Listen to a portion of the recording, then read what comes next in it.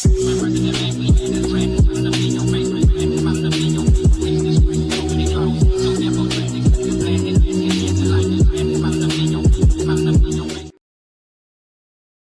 do you want to do tonight? The same thing we do every night, Pinky. Try to take over the world.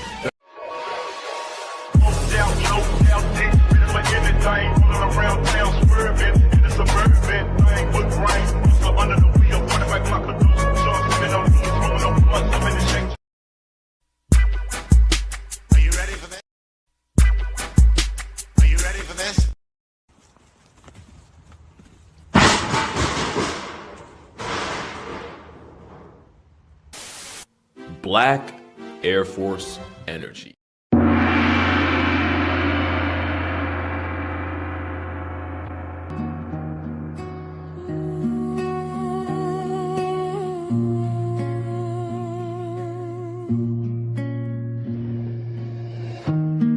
We fly high like dragons in the sky. Go, go, go.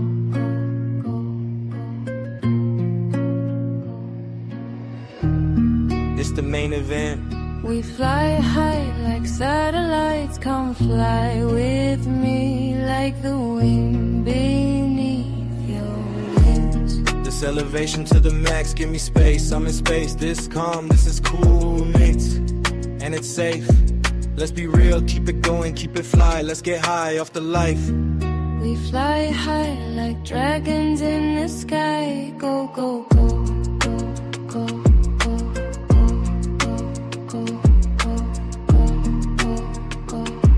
We fly high like satellites. Come fly with me like the wind beneath your wings.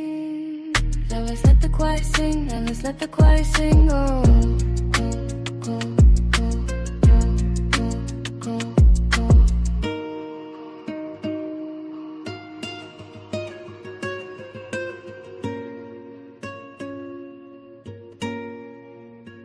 Now let's let the choir sing.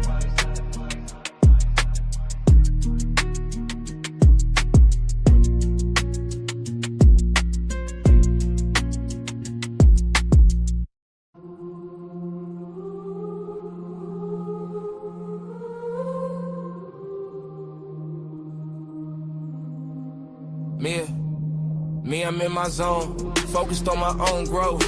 I be water walking through these streets like sailboat. Me, I be the compass as I lead and guide my people. I'm a father, I'm friend with a couple guns legal. You not that smart, quit the bull. Yes, I'm seeing right through you. I be talking to the spirits, but best believe it's not voodoo. Yeah, I know you think you him, but in my head, I'm like who you? I'm a legend, I'm a beast, I'm the rose that grew through concrete. Let's keep it going.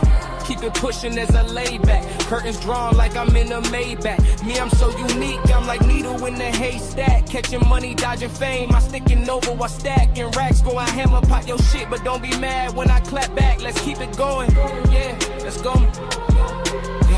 Me in the jungle, hit a rumble. Caught a couple touchdowns and I had a couple fumbles. Look at me, now I recovered. This is mind over matter. Keep it pushing when I stumble. Long way from home to gather wisdom and stay humble. Eyes wide shut, this me. This is dawn to me, vessel crumble. I return.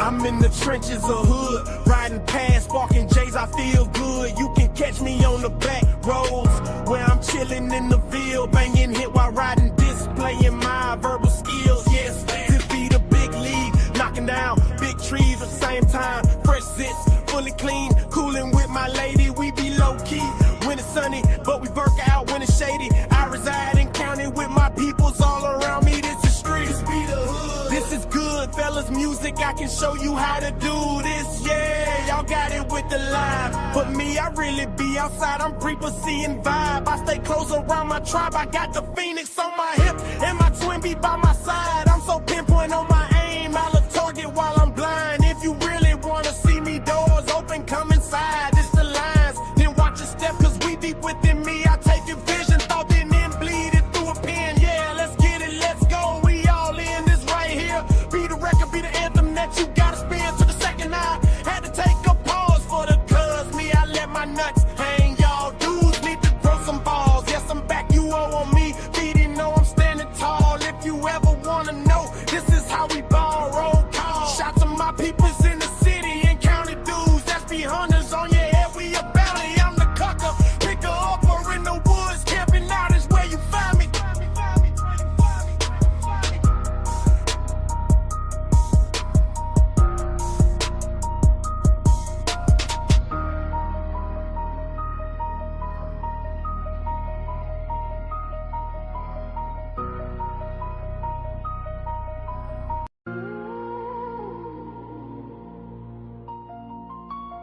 Welcome to the lighthouse. Storm all around. I'm standing right now, sent from the cloud. They talking mine now, but I'm just fighting for my blood and my life back. Yeah. Sent from the heaven, king on seven, trials on trials, still count blessings. Wait on the revelating, heart in heaven. I stay patient, I'm beyond the angels. I am mad, I bleed, I'm tangled. Sword on my back, axe on the strap. Go with the weight of the word in my lap. Touching my can, we doubling back. Pray with my palm, but I'm ready for that.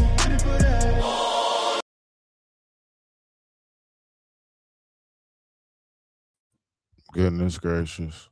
How y'all feel? My check 1 2 1 2. Let me shit. Oh, man, I'm coming up all like half-ass ready. I swear, y'all. I'm not liking me right now. Let me see something real quick. Mic check 1 2. Mic check 1 2. Is the headphones? Yes, they are working. Okay. I got two things we're going to talk about today. So, the only thing I'm really trying to like determine is which one do I want to start on for? You know what? Yeah, because I'm not going to do the whole daggone thing. I'm going to start off. We're going to warm up. You know what I'm saying? We're going to have some fun with it, right? We're going to talk about, just kind of react basically to some videos involving when pranks go wrong. That's right. When pranks go wrong. Because I'm somebody who says, I don't think you should be playing with your life like that, right? So let's go ahead and let's pull this up. But before we get started, y'all know how we do. First and foremost, how's your day been? How's your headspace? And how's this day been treating you? Just in case nobody else asked you. Respect. I know. Let's go ahead and let's see what we got on this one, right? The time right now was 9:52 p.m. East Coast Standard Time, and I thank you all for taking the time to tune in. Let's go ahead and just have some fun with this. So, yes, this is when pranks go wrong. Let's get it. Man, the next thing I seen a do-rag get knocked the f*** out. What? Tell him, look, I'll put you on your neck. You ain't gonna do nothing. You ain't gonna do nothing. You ain't gonna do nothing. All right. You ain't gonna do nothing. All right. You heard I said, black do-rag, you get knocked the f*** out, nigga. I ain't clutching out nothing. What you want, bro? What's going on? Did I touch you yet? Did I touch you? No. Keep your hands out, gang. You know what's going on. I don't got nothing. I don't even got no problem, bro. We good, bro. Get your hands out. Get your hands out, gang. What? What's up? What? Watch out, bro. Okay. Get the fuck out of here. Get the fuck out of here. Get the fuck out of here. Get the fuck out of here. You on camera. What? You said Dre Road. You on 6 Mile, nigga. 6 Mile, Brick Mile, nigga. Go get it. Knock your bitch down. We out. Next, I see what Dre's bro on the basketball get knocked the f*** out. Oh, who what? Brands in the basketball. What are y'all, bro? Yeah, let me come on, run that phone. Nigga, that's my phone. I need my phone, bro. Come on. I'm just playing. I'm just playing, bro. Y'all was on camera, bro. It's a video. I need that phone back. It's a prank video. This is when it gets wild for me. See, like right here at this moment, this is when it gets crazy. When this nigga says this. It's all the way over there. And y'all, and the boys. Y'all. Mm-hmm. And the police. Nothing much. And the police, bro. So, like, come on now. Like, like, let's just be for real, bro. You know, one too much going down. That looked like a campus. It's police. Nothing much. I hate with tattoos, bro. Next, I see with a tattoo on his arm getting knocked up. Go.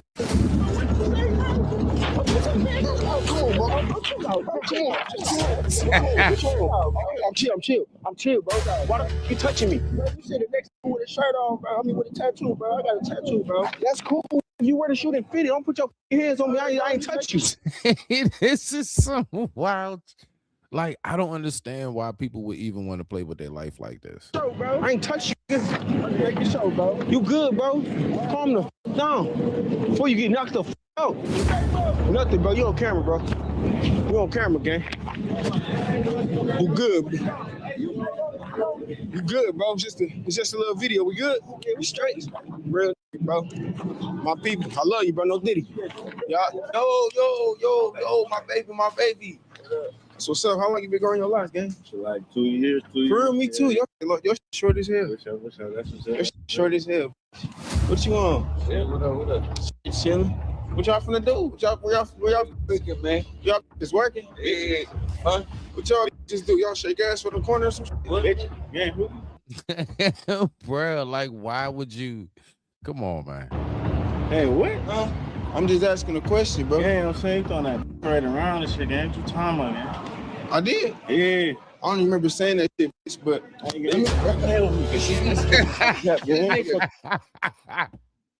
I'm sorry. I'm sorry. It's just the way that transpired.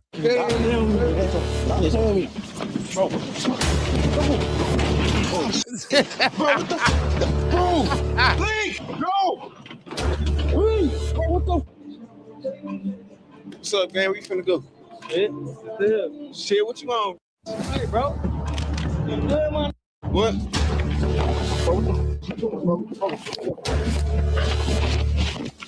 Don't do that. I ain't gonna lie. That's how niggas fight now. Like, for real. Like, I ain't gonna lie. Like, listen. Like, I understand when, like, usually when you start seeing little wrestling, like UFC moves, is when we actually on the ground. I didn't know we started off that way. I'm used to actual just like fists, but maybe the game has changed. All right, bro, you got it, bro. Bro, you don't care. Get the fuck out of here, nigga. I will beat the fuck out you in real life. You lucky I don't got my gloves. I'll fuck you up.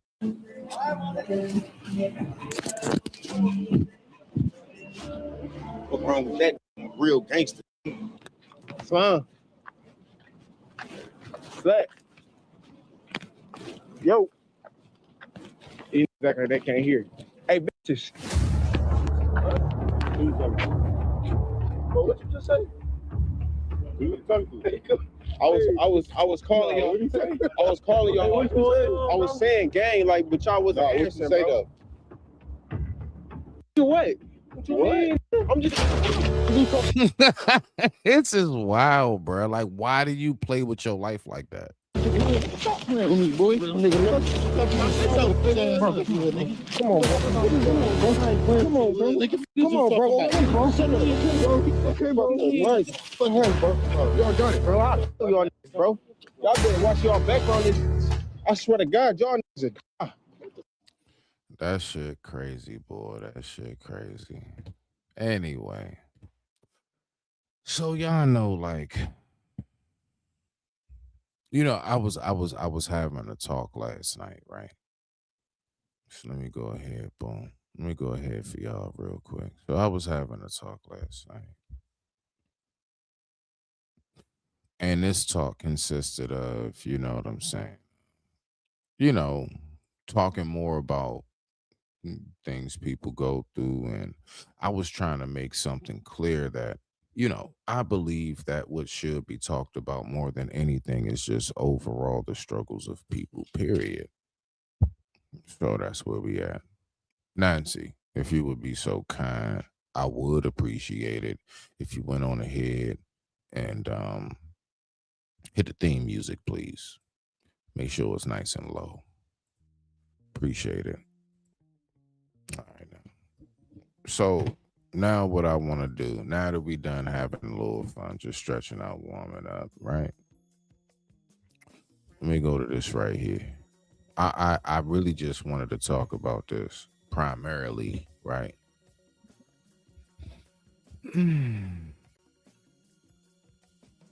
Where is it at? Where is it at? Are you serious? Hold on. Oh, here it is. I'm tripping. I found it. All right. So look, right.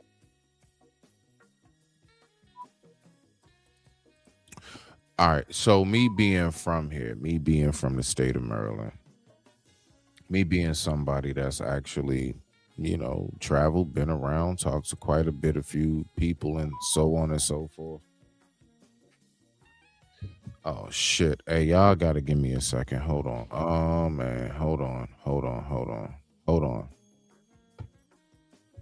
God dang it. Hold on.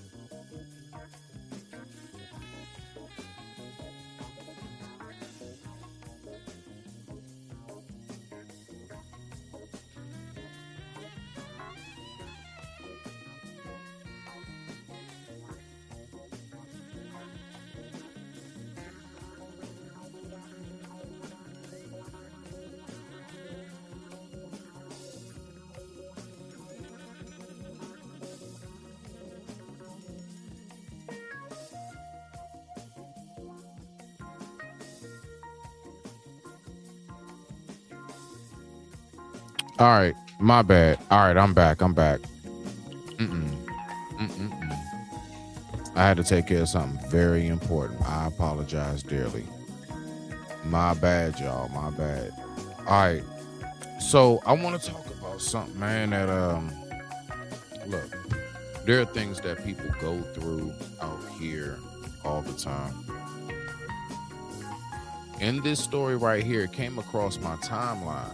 First dude that they gonna talk to, I know him personally. I actually in real life know this guy. I actually know his real life story.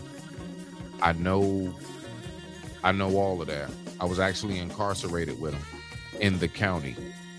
And then the rest of the people I'm not too hip about, but we're just going to go ahead and get into it. But this first character right here, when I seen him on here, I said, oh, wow. I said, nah, I got to do a reaction to this. It just so happened to come across my timeline.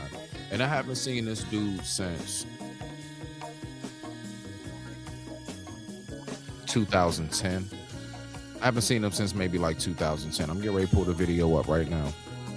But let's go ahead and get into it. So again, I do want to speak more about, the things that people go through, the struggles and everything else, but it doesn't always have to be exactly what I went through. There are all kinds of pain out here. Look, pain is pain. Pain is pain, right? Let me get my headphones. Oh, shit. Oh, my gosh. I've been talking with that up. My bad, y'all. My bad. I apologize dearly. Oh, my bad dearly. Sorry about that. I forgot to turn it back down because it came back. Anyway, let me just say that again, just in case it got muffled or it was too loud. So we're getting ready to play this video. This video is about people who going through shit out here in the streets, right? Just gonna listen to people's basically, it's like basically story time, okay? The thing about it is that this first guy that's gonna come up, I know him personally, like in real life. I know him. I know him on the streets. I know exactly where he used to be, where he used to hang out, where you could find him. And I also know exactly where he was incarcerated at, because he was in there with me when we was in the county. He was in Upper Marlboro with me. right, on the PG side.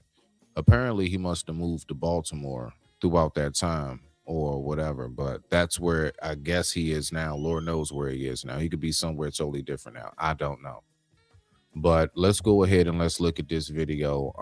I want to go ahead and break this down because I actually know this guy's story. I know he told me personally, and I'm going to tell you the story of where he told me and everything else. So let's go ahead and get to this. And with that being said, I digress. My mic is muted. The time right now is 10:05 p.m. East Coast Standard Time. Let's go ahead and look at this video. This right here is about people that are struggling on the streets of Baltimore. Now, remember, ladies and gentlemen, I am not on the Baltimore side. I'm not from Baltimore. I'm on the DMV side, which is DC, Maryland, Virginia, basically a different part of it, okay? Still Maryland, but I'm not at the capital. Put it like that. Baltimore is the capital. I'm not there. I'm on the other side of the bridge. So this guy went from our side, and apparently maybe he's originally from there and went back home. I don't know. Didn't get that far into it, but I'll share the stories that he talked to me about. I don't know how much of it he's going to say in this right here, but I damn sure know the reason why he looks the way he does. Get ready for that part right there. But let's go ahead and get to it. And with that being said, I digress. My mic is muted. Let's rock out. Welcome to Baltimore. At 35 years old, I was introduced to. That's not him. That's not him. I just want to make sure. Okay, yeah, that's not him. I'm gonna let y'all know. That's not the guy that I know. I'm gonna let y'all know when they actually pull up the dude that I know, and I'm gonna show you. He definitely stands out, but this is something that we should go ahead and sit back and chill and listen to. Hard drugs. Married, 6 kids. Well, 5 now. I just buried my oldest one 2 months ago. My name is Dimitri. I'm 44, originally from Brooklyn, New York. What brought you to Baltimore? Get custody of my son. My son's name was Benny Edie. He passed away 2 weeks ago on the 3rd. When we ran there, he found a man on the floor. And he called the ambulance. It's been. Let's get past the commercial. I apologize dearly. Sorry for all these delays. Let's go. Bow right there. That's our guy. I know this guy. Right? I know him in real life. So let's go ahead and let's listen to what Derek has to say. All right. He's going to tell his story, and it's very, very interesting. I'm going to tell you exactly why his face looks like that. He might tell you in here. He might not. Let's go. This is Derek.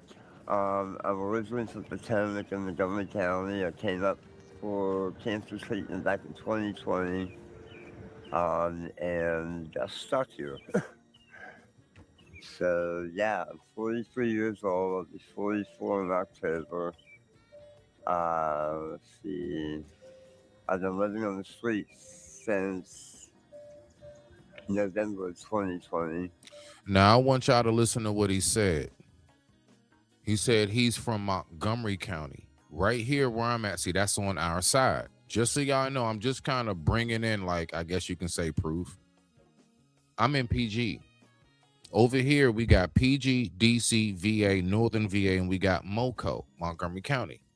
Right? So people kind of go, but so you got the line right there. So like New Hampshire, where I used to see him around was the Langley Park, New Hampshire, Adelphi area. He used to roam around there a lot. I know this guy in real life. Okay. I'm not going to tell you what his story is just yet. I want to see how much he says. And then I'm going to let you know on one dark night, I ran into him. And, you know, it was just one of those, you just get to talking to people. And I did. I asked him. I said, what happened? But I'll tell you what happened. It's a very interesting story. Y'all just sit tight. 2 months after I got here, I've been fighting off along with addiction. This started up when I moved to Baltimore.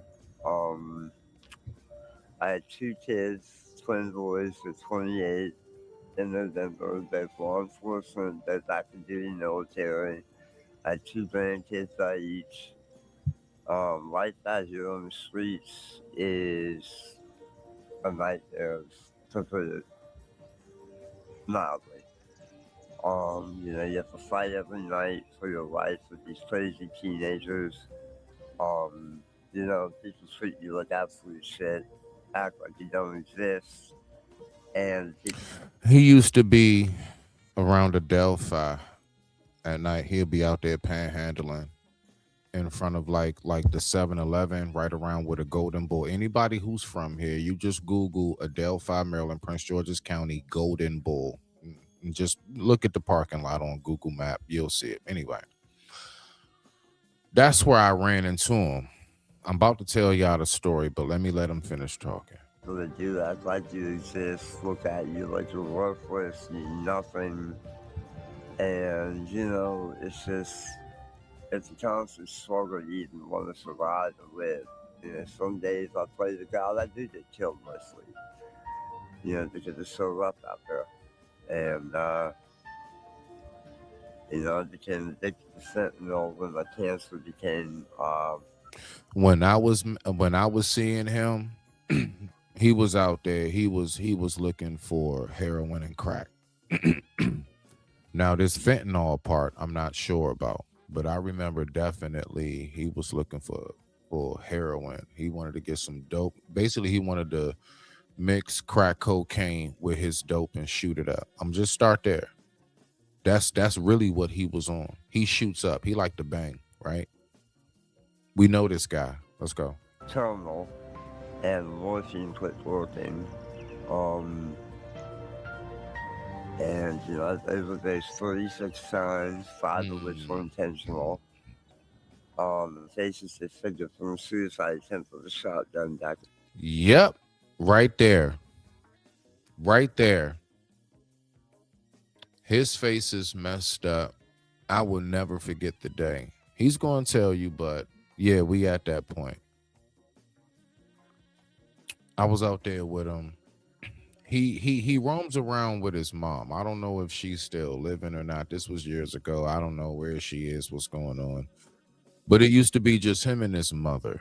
All right. This is a true story. True story. Like true to life. You know what I'm saying? Let me go ahead and get up here, right? So I ran into him. And when I saw him because I said to myself, oh, snap. Hey, I remember you, because of course, you can't forget a face like that. No pun intended. So I see him and I say, hey, I remember you, bruh. He said, you remember me, really, man? I said, yeah. We was in together. Which one? Upper Marlboro. We was in Upper Marlboro. Oh, yeah.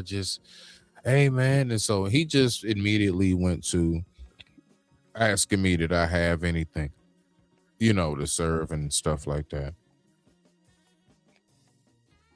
I'm getting ready to get back in the car and I'm getting ready to go back over to my grandmother's house at the time, because I was over there. I was just in the area, you know what I'm saying? So I'm getting ready to go back to my grandmother's house. I'm over in Adelphi. My grandmother lives in College Park. So I happened to catch him.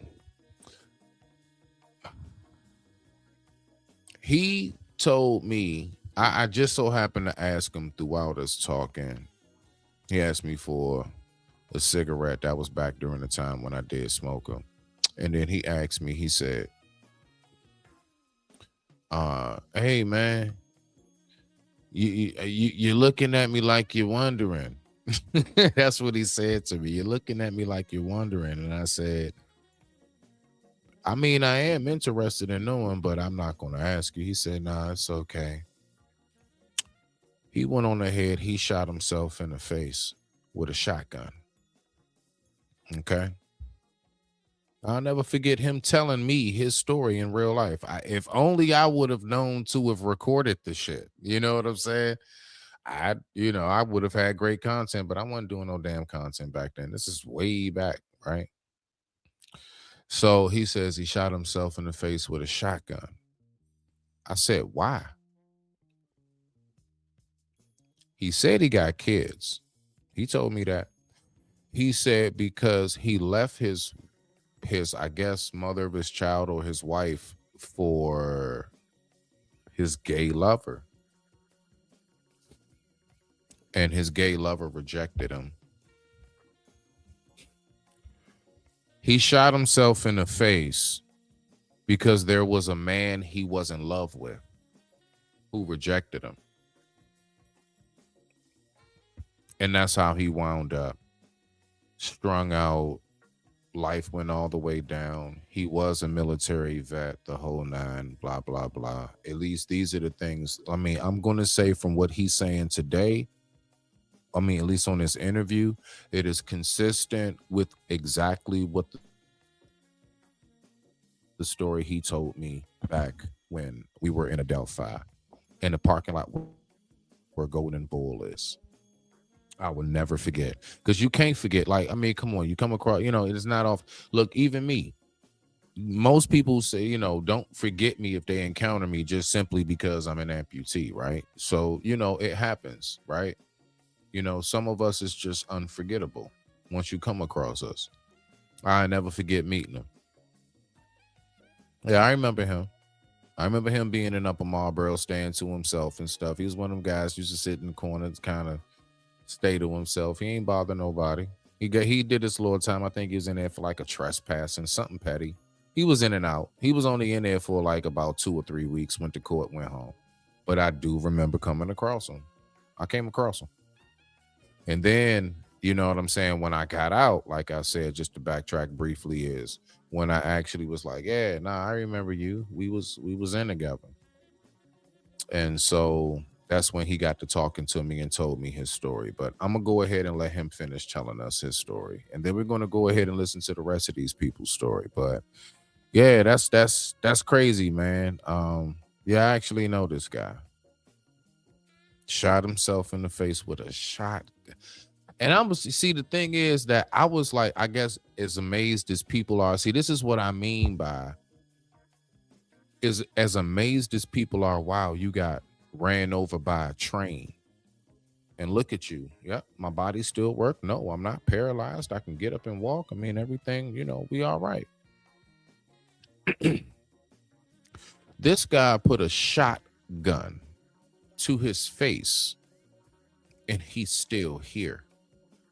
Yeah, it don't look good, right? It ain't looking good. Lost the eye, everything else. It ain't looking good. But to think like everything wasn't like a watermelon to a mallet to a watermelon. You know, that effect, right? To think you got any face. Now, of course, he said he had to have a lot of surgery done, and that was basically the best that he can get his money to pay for, basically, if you get it, right? He don't have no top-notch insurance to where he can get full facial reconstruction. So that was the best that he was able to get. Let's go ahead and keep on listening to the story right here. The time right now is 10:18 p.m. East Coast Standard Time, and I thank you all so much for just simply taking the time to tune in. Respect to you. Let's keep on going. In 2005, you know, and it's just, you know, day-to-day nightmare. But God is good and He provides, you know, and that's all that matters. Because my days right now is all I have. My boyfriend Nat and I.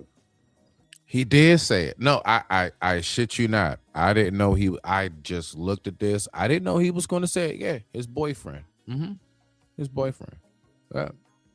Shot himself in his face over his boyfriend. That shit crazy. And people that do that, like you, just look at you like you're worthless, you're nothing.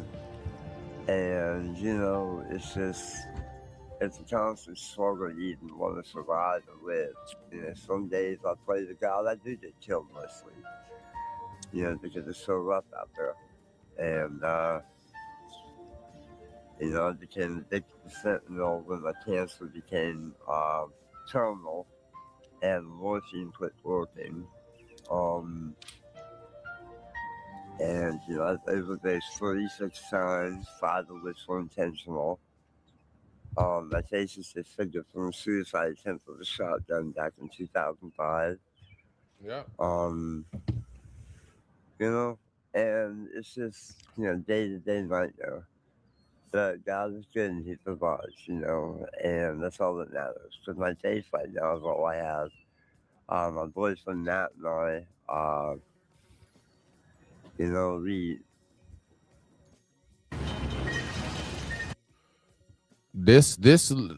he's accurate. He's on point. I'm going to say as somebody who knows this guy in real life, considering that was a long time ago, his story is completely accurate. And, you know, I'm just grateful for what I do have, you know. So would you say drugs ease your pain? Drugs are what keeps me surviving. I would have killed myself long ago had I not had something to help me cope. I've been in treatment 18 times. Every time I've been in treatment here in the city, I dealt with racism, bullying, being assaulted. I've been raped 4 times in 3 different facilities. Wait a minute. Look, nothing personal. Look, Lee, man. Ooh, man. All right. I don't want to be wrong for saying this. Somebody found you attractive enough to grape.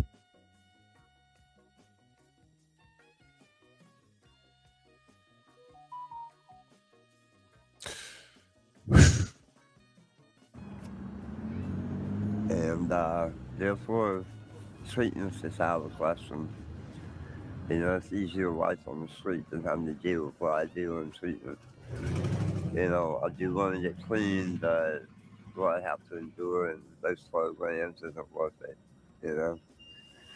But, you know, I'm 2 months past the time the doctors gave me to live, so it won't be much longer, thank God. That I'll have to fight this battle. But, yeah, just keep me in your prayers, y'all.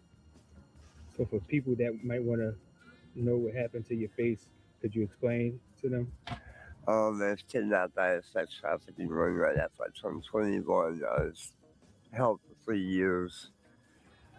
Torture, rapes, among other things. And they threatened my kids if I got away. I did end up getting away. And I figured the only way to keep them safe was to kill myself. And you see how that turned out. But yeah, I tried to blow my head off with a 12-gauge shotgun. So after shooting yourself with a shotgun, what kept you alive from not reattempting if you're going through? I mean, it's like, what kept me alive is that I can't successfully kill myself because I've had 18 serious attempts. And every single one of them after the shotgun has been as a result of how I get treated and what I've gone through because of it. And, you know, so it looks like cancer is going to be our way out. So, it would be a blessing. What type of cancer? I have prostate, pancreatic, final stage, and I was just diagnosed with esophageal cancer, early stage, a month ago. So I have to go in to have my system flushed out every other day, to have my sugar, you know, flushed out and processed. So this is again, right? I'm showing this to make it very clear. People be like, oh, Smitty, it's so bad for you. I'm not on the streets. I still can walk. Thank God my face is intact. All my pearly whites since I got adult teeth, minus some wisdom teeth, right? Fully functional.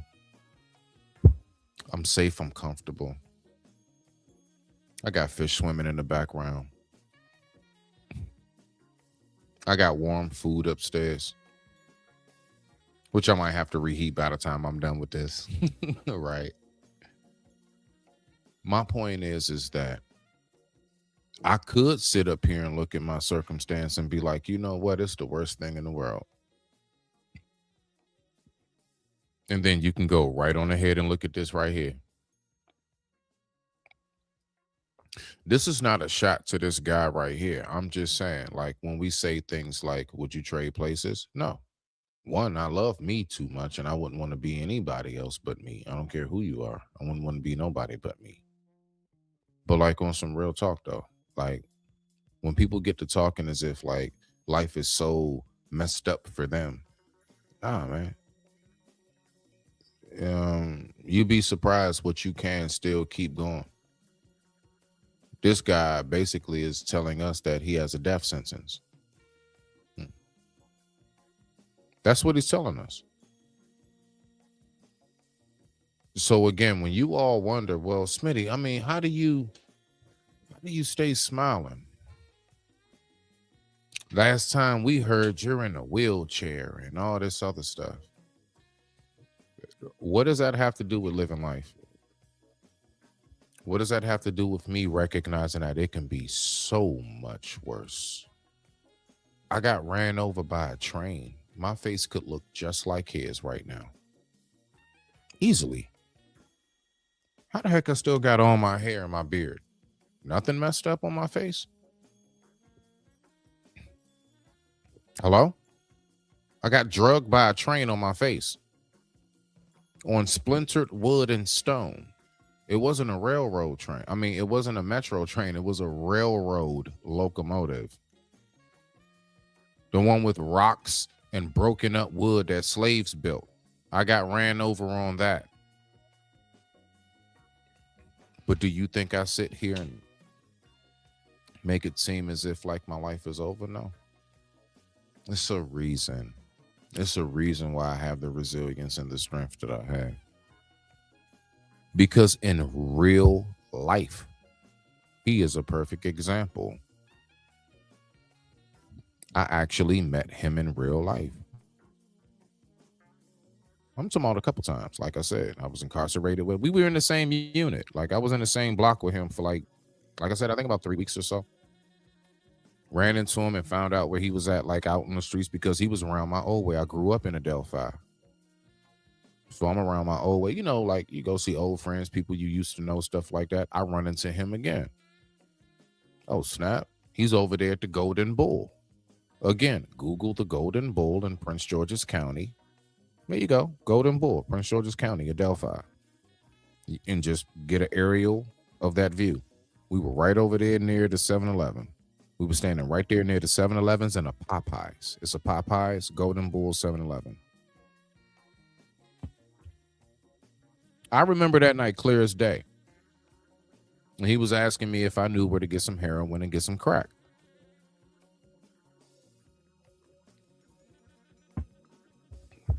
I told him no, but I got some good gas for you. I gave him a J or two. He said he'll take it, see if he can get some money for it. And if not, he'll go ahead and smoke it with his mom. That's who he used to roll with. So I don't know. Maybe he's out here on the streets by himself now, because again, this was years back. Years back. Let's go. I can't just process it. So what does a clean life look for you? What is it? What does a clean life look for you? A clean life is dead. So dead. Not dead. Dead. Not alive. Do you feel like that's your only option? Huh? Do you feel like that's your only option? I mean, it's the only thing coming out because nothing's working to help, fight the cancer. And I'm 2 months past the time they gave me to survive.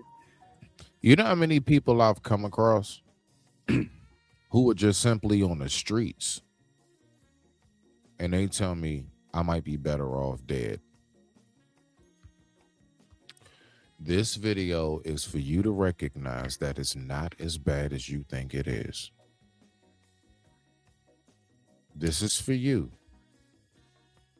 I don't know what that thing is that you're thinking about that you're going through, but I promise you, you ain't going through this. You ain't going through that. You ain't got to get organs flushed. My father went through dialysis. So I personally know at least that much. Like having to go back and forth to get flushed. I've seen that. You ain't going through that right there. You see? Let's go. And yeah. That's you- my only option. So you feel like this is your end? Pretty much, yeah. And it'll be a blessing when it happens. But this is the nightmare right here. So, and I know I'm going to heaven because I've been doing hell already. So, How do you give your book the best chance to You know how many people I've come across who said to me, if I went through what you went through, I would just go ahead and off myself. Come on now. So what advice could you give like the younger generation that might want to come out here and use? to the younger generation, start acting like civilized people, learn respect, learn how to treat people, and, if you want to get treated like crap, continue to treat people like crap. If you want to get treated with respect, learn it and earn it. He is so defeated.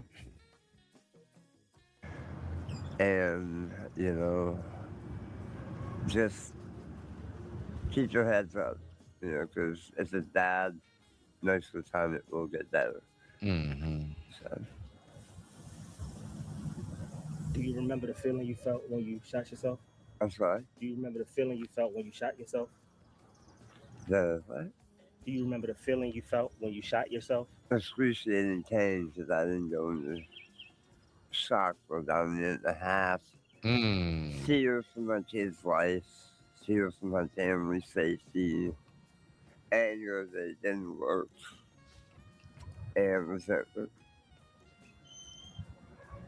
There's been some joy along the way, but it's few and far between. You know, it's so many different things that I'm thinking about when I think about somebody who does something like that. Now, of course, as I personally believe that that is a direct, automatic, you go.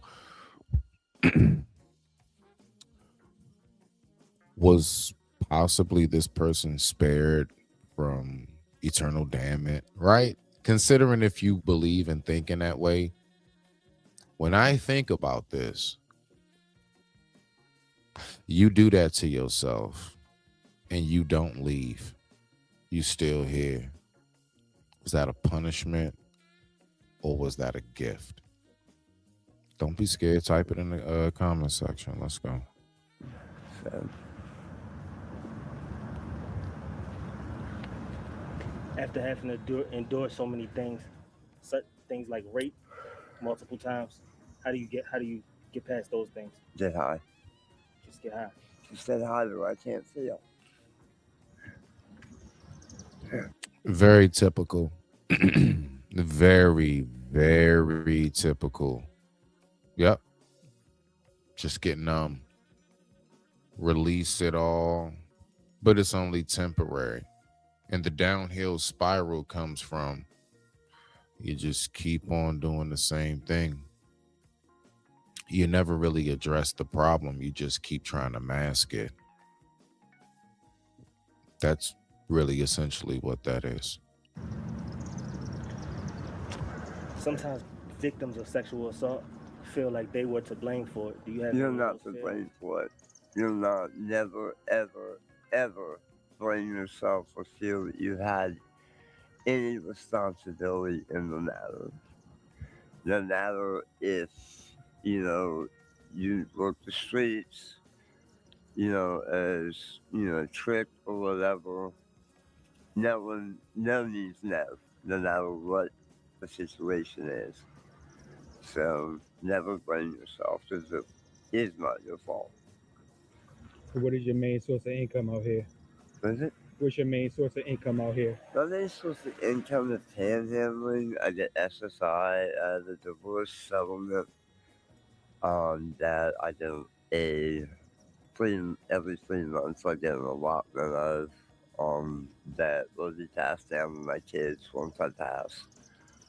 And then my grandkids and probably your grandkids too. That's the 8-figure settlement that I'll never have full access to because of my addiction. But, yeah, those are the dolphin, boy. No, my name's Dimitri. I'm 44, and originally from Brooklyn, New York. So what brought you to Baltimore? To get custody of my son. So you said to get custody of your son. Did you get custody of your son? Not yet. I'm working on it still. So let's just say that is the case. Guy comes all the way from one state to another, loses everything, or is going through whatever he's going through, not knowing the laws of the next state and everything else. And he's trying to get his son back. Does that pain not hurt just as much if you're a parent? All I want to know is, how do we really define which pain is worse? Whose pain is worse, right? That's why I don't really look at it in that sense. I more so like to take the approach of pain is pain, right? Let's keep going. Can you explain to us like what's going on with your situation? Sure, of course. I ended up coming out here to get custody of him, like I said, and met a girl, and one thing led to another where I got introduced to the whole drug thing out here, and I got hooked. So now I'm a drug addict, pretty much. So would you say it's hard to kick the habit? Yeah, it's definitely hard to kick this habit. Definitely is. Definitely. Can you explain to us the first time you used? How old were you? It's the first time was about 3 years ago. 3 years ago, it was 41, and I didn't like it, man. That was the first time. I was 41 3 years ago, and it's been downhill ever since. Like really downhill. I thought being in New York, where I'm from, is worse than being in Baltimore, but it's not. Like it's different out here. It's way worse. It's not about it's way worse. It's from hood to hood. Like the struggle is the struggle. That's why people kill me when they be saying like, "Oh, I'm from here, I'm from there." Like, look. We got it bad where we at. You got it bad where you are. All right, or where you from. I mean, pain is pain. Struggle is struggle. Let's go. What drove you to use it? The girl that I met, really, that's what did it. Like I said, I came out here about 4 years ago. I met her a year after that, and that was it. Everything's been going downhill since I met her. Can you explain to us like the first time you used the feeling? The first time I used the feeling. The first time I used was 3 years ago. The feeling was, I didn't like it. I threw up. I didn't like it. I was nauseous, but for some reason, I wanted to do it the very next day all over again. I don't know why. I just wanted to try it. Insanity, I guess. And sure enough, it made things worse. You know, like I didn't like it. It just felt nauseous and dizzy. Did you shoot or did you? I shot. I was shooting.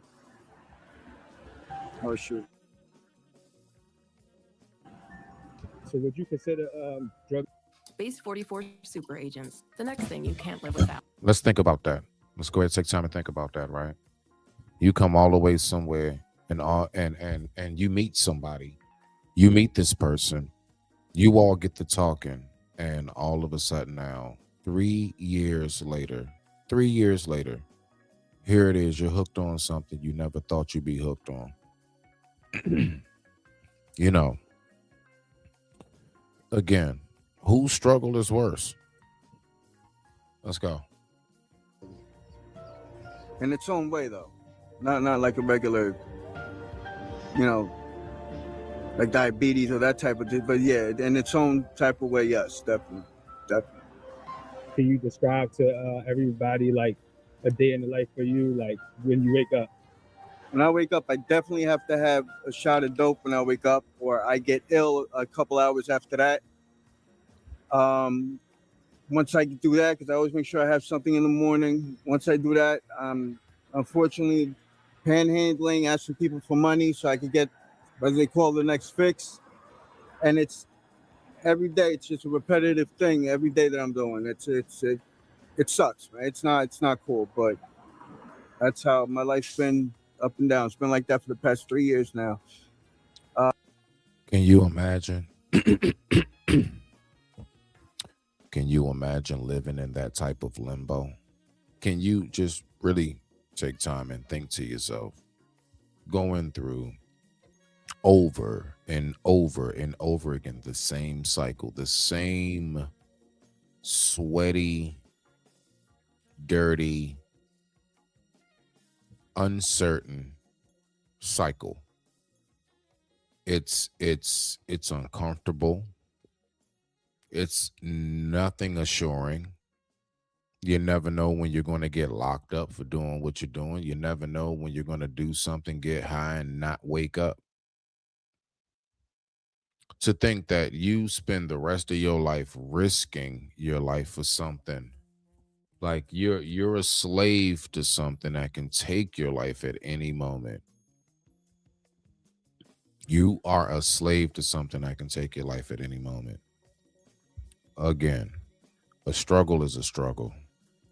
We got somebody who was dealing with wanting to off themselves. We got somebody here right now who's dealing with drug addiction, and I would assume homelessness, because he got the book bag on. We all know what that book bag life look like if you've been outside enough, right? So let's go ahead and keep on going. I ain't gonna hold us. The time right now was 10:42 p.m. East Coast Standard Time. Let's go ahead and get back to this video. Has it gotten any better? Sort of, in its own way. I've cut down a lot, but I've cut down basically from using 4 to 5 pills a day to 1.5, maybe 2. But it's not to say it's for me it's getting better. I think it's getting better, but I need to stop at 100%. So what does a clean life look for you? A clean life? Back to what I was doing. I used to work with my dad. We used to subcontract with BG&E, Baltimore Gas and Electric, doing maintenance on power lines, and I didn't mind that. All I did, woke up every morning, went to work, had a couple beers after that. Wasn't an alcoholic, just drank a little bit and just did it all over again. Like, I liked it. I liked the sober life. I had my license, I had a company vehicle. I was doing great till I lost everything. So what does your family think about what you do? My mother unfortunately passed away last October. She was like my cheerleader. She was cool with me and everything, but of course she didn't like what I was doing. She tried her best to get me into rehabs and stuff. And my father is currently in the state of Georgia. He's partially retired, waiting for me to get my act together so I could get back into the whole game that I was in when I was with him, working. So you said you came here to get custody of your son, right? Yep. So if you could give your son one message, if he's watching right now, what would it be? Georgios, I love you, and I'm gonna do it. It's taking some time, but I'll be there. One more question. What advice can you give to the younger generation that might want to step out here and use? Do you really believe him when he said that? I don't. Why? Because he don't believe himself. That's all. It's not that I don't believe he can do it. He don't believe in himself. Again, a large factor as to why the doctors continuously talk to me and say, your healing is improving rapidly. It has a lot to do with my headspace. It has a lot to do with my outlook on everything that's going on around me. Am I going to keep on letting myself be defeated just because maybe it's some people who said, how stupid can you be for getting hit by a train? I can let that, sour everything if I wanted it to. Or I can go ahead and say, let me show you what happens after the person gets hit by the train, and let me show you the bounce back. Let me show you how vicious the bounce back is. That's the headspace you gotta have. See, the thing is, I want you to really pay close attention to a lot of what's being said with these people is the state of defeat. They gave up. They don't even know if they're in checkmate just yet. They don't know. It just feel like it is. Feels like the walls are closing in. People don't answer the phone for you like that. Probably was in a relationship, woman left you, the whole nine. It's a whole lot of that goes on. Yeah, it happens. Yeah, this out Bmore. This out Bmore, AC. So this your hometown. You know what I'm saying? I got you. I got you, my G. You caught me too, because I was up here in the zone just talking. I was just in the zone talking. But yeah, it's right there. But yeah, man, this is, you know what I'm saying? Like people who really going through stuff. Like I said, the first character from earlier, I mean, I met him personally, and his story was sad when I knew him on the streets. But let's go ahead and keep on listening while we wait. I've had that asked to me before, and all I said was try to stay away from it as much as you can. Eventually, you might slip, you might not. I hope you don't, but if you do, pick yourself right back up and don't try it again like I did the very next day. It's not even worth it. Just try, do your best not to. It's not worth it. With what happened the other day up the street, did that scare you? Yes. Yes. Let's get it. This that go and get it. With no hesitation. This that never quit. Start that elevation. This that process. This that in the making. This that started from the bottom. This that motivation. And shout out, what's up, Native? Are you on mute? Check your system.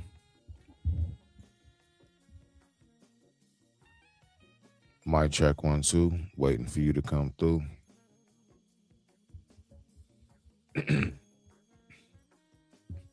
Let's go ahead and give him a moment, ladies and gentlemen. We'll wait. As soon as I hear you talk, I'll go ahead and get you. It does say you're off mute, though. So I don't know. I don't know what's going on with your sound. It says you're off mute. But let's go ahead and let's keep on listening. As soon as I hear you.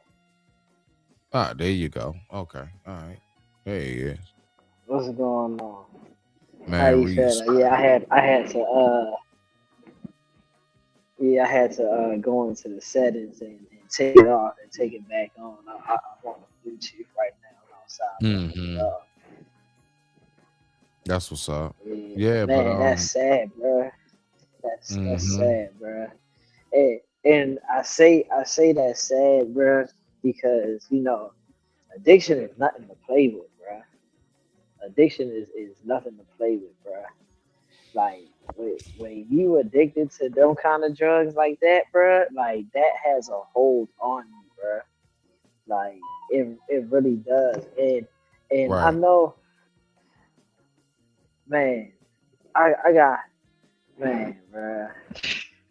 I gotta say this, bro. Like I know, like weed is used recreational, and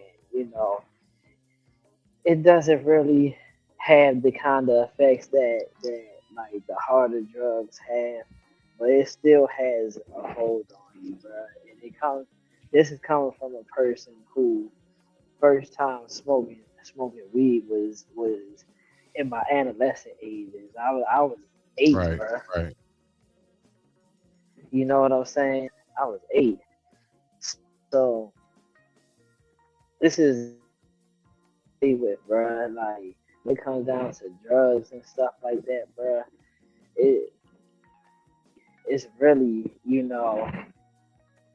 on that person if they really want to change or not. Trust me, cause one, it has to do with the person. Two, it also has to do with you know, like God, bro. Like God really I'm listening to you. would never stop smoking if I. Uh-huh. Yeah, I can you hear me? Okay, okay. Okay, Oh, yeah, okay. I Your would have mic was never going in stopped. and out. I got you. Nah, you good. No, I can hear everything you Okay, saying though. You just went out for a quick second. I heard everything else though. okay. You still can hear me? Yeah, I can hear you. Can- Okay, Yep. yeah, cause I'm outside, so it clicked off of Wi-Fi. So I man, I remember saying I wanted to stop smoking for a minute, and I would keep going back to it.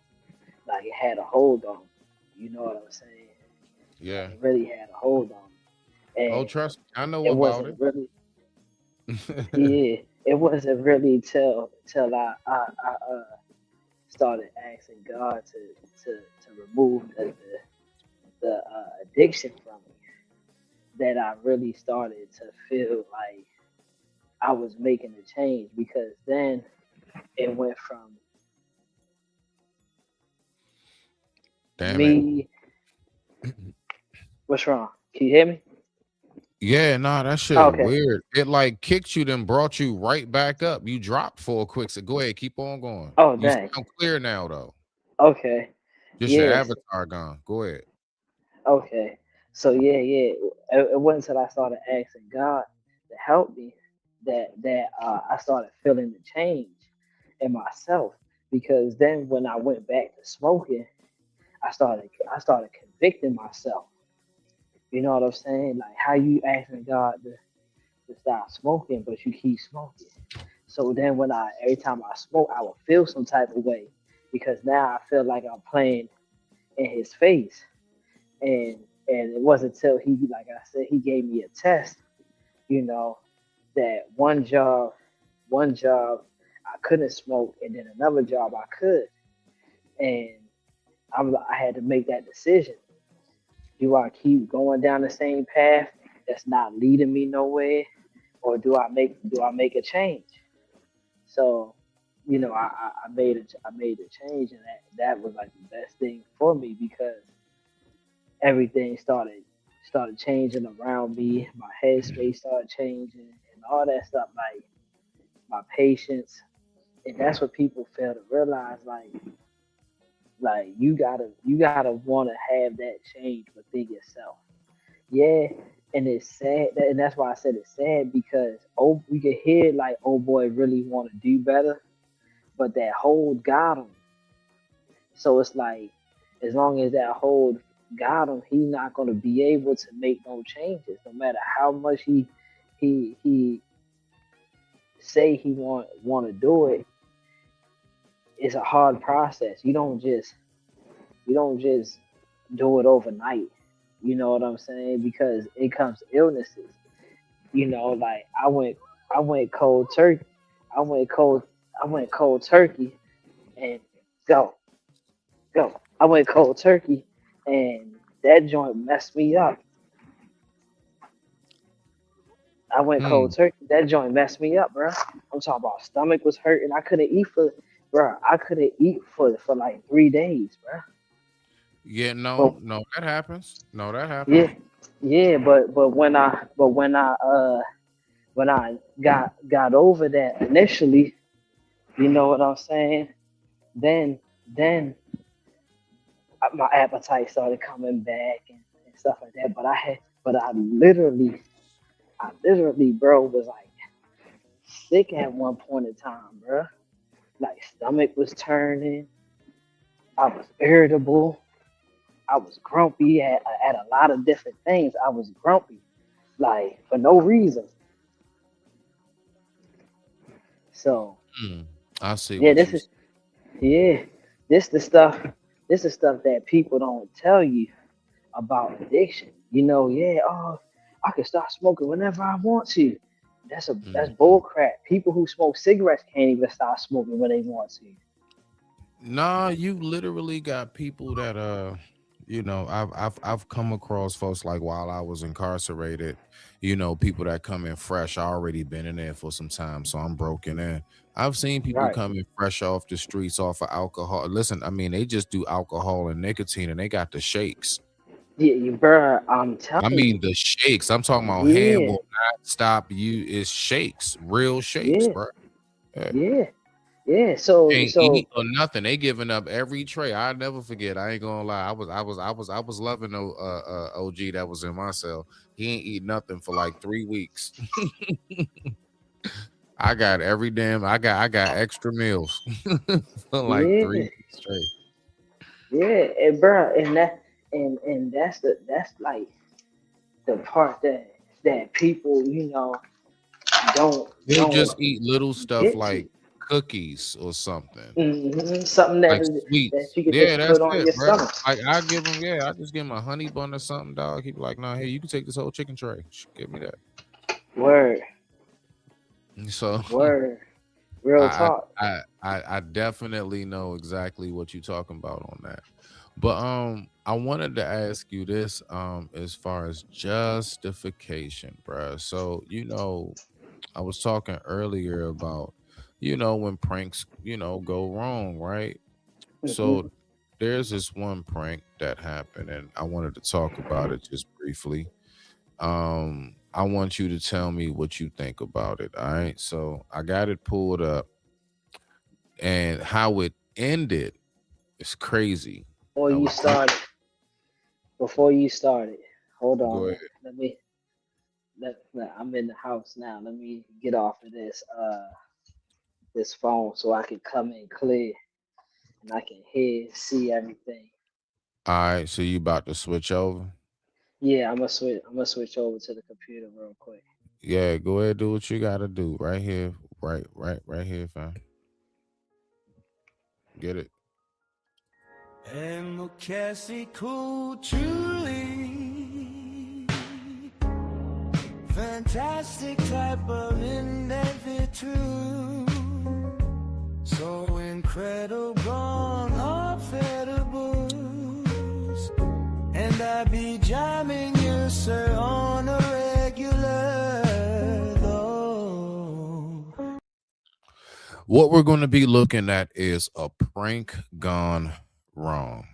So I just want to know. I got you, fam. So let me go ahead and remove. Let me do this. Nope, just kick, not ban. Bow. That's you, native. Yes, sir. I'm here. I'm here. Nah, just making sure your mic good, everything. Okay. So look, right. I want you to tell me what you think about this because I actually, I don't know how old it is or not, but it came across my timeline. So it's new to me, damn it.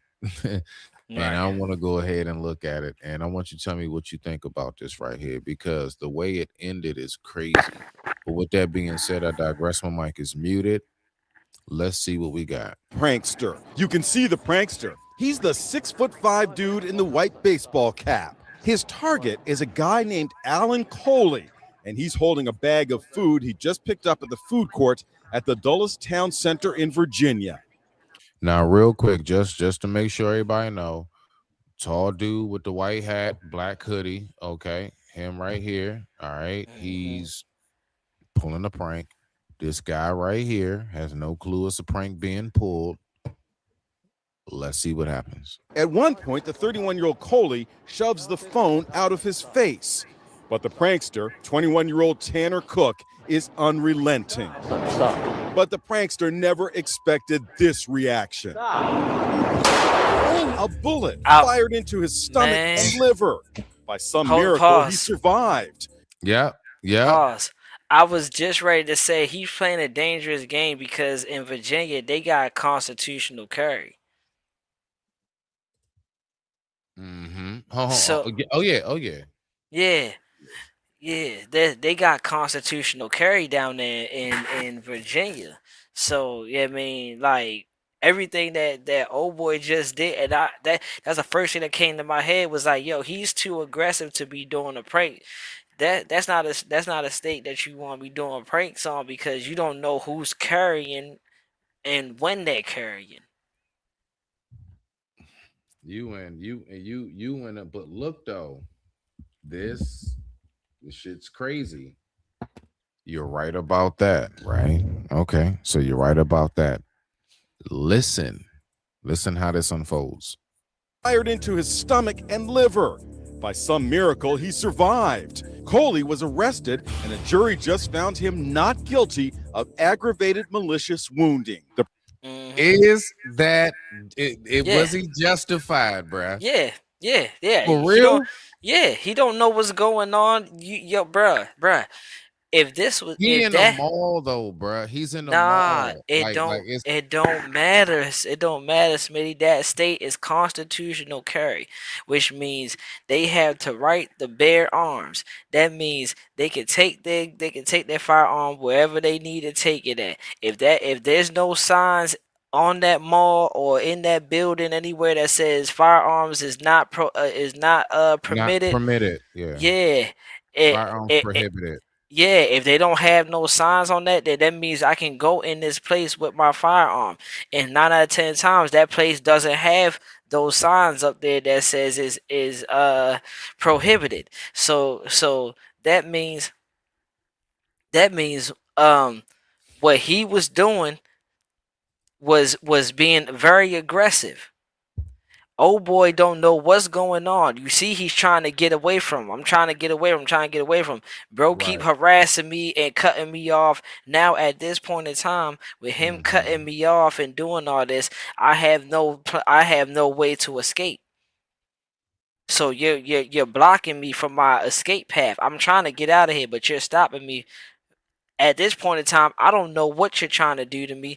Let me put one in you real quick to get you up off of me. Now, this would have been the problem if he would have shot him and then he would have shot him and shot him. You know what I'm saying? Like if he'd have let off more than one, he just popped one in on him. Bow, back up off me, bruh. That's reasonable right there. I was ready to say he ain't got no charges because that's self defense at this point in time. You really think so? Yeah, I know so. That's self defense, bruh.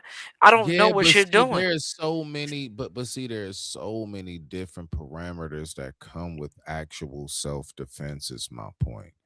Like, listen, like all right, for example, here in the state of Maryland, where both of us at, like, they have to be inside the house. You can't be in the yard and I can shoot you. I can't shoot you in the yard. You gotta be in the crib. You see what I'm saying? So my point Exactly. is that I was just, but at the same time, you're right though. It's VA. So I was ready to say, they bruh, you got to think they of what they wait. state. Hey look, and that's why we don't like to cross that Woodrow. Uh huh.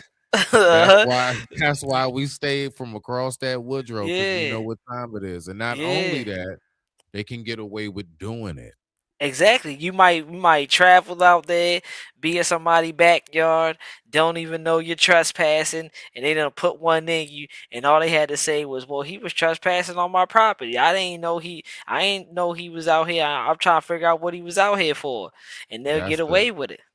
yeah.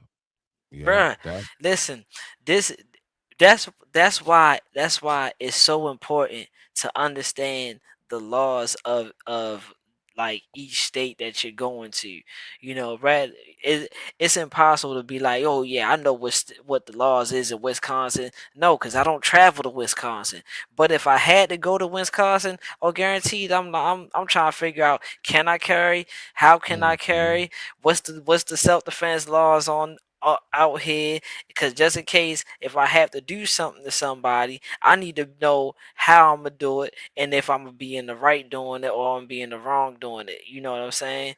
So that's why the first thing I was ready to say is, bro, he's playing a dangerous game by doing that in VA. That was that yo, those are gonna be my exact words. But I see them pull out and pop, well, I was like, yep, there you go.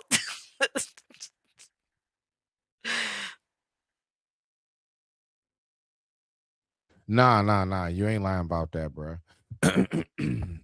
Let's no. I want to finish looking at this, and then I got one more thing I wanted to ask you about that I wanted to chit chat with you about real quick, cause I want your thoughts about this, bro. Because we come, I believe, from two totally. I'm talking about folks like me and you, and these other people come from two totally different worlds when it comes to this. But let's finish listening to this real quick. Prankster is seen leaving court with his mother after the verdict. I really don't care. I mean, it is what it is. That was the first time I seen the video. No mom wants to see their son be shot by a complete stranger. We respect what the jury says.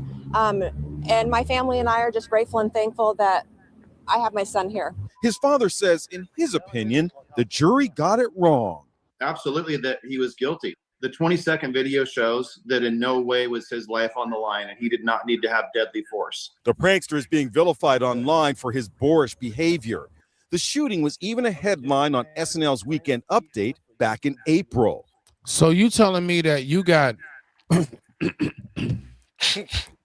you got nationwide shows like SNL making a joke about that shit?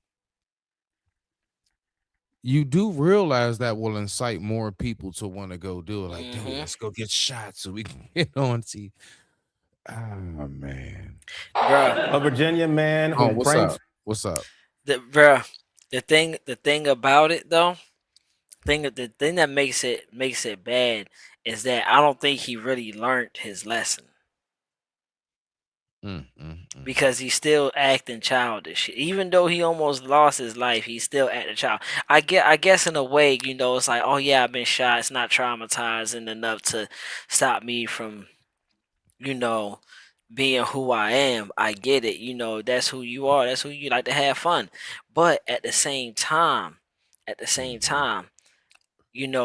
again, you're playing a dangerous game, and that goes to all the pranksters out here that want to do pranks on people. A lot of people don't have time for that. We're in a place where mental illness is a real thing. Right. Again, we lucky he didn't have an episode, shoot him, stand over him, and shoot him again. We lucky he just shot him that one time to let him know, like, bro, back up. I'm not playing with you. That's what that shot was. That was that, boy, back up. I ain't playing. Nah, because he could have got a point. Yeah, because he could have really did him dirty, bruh.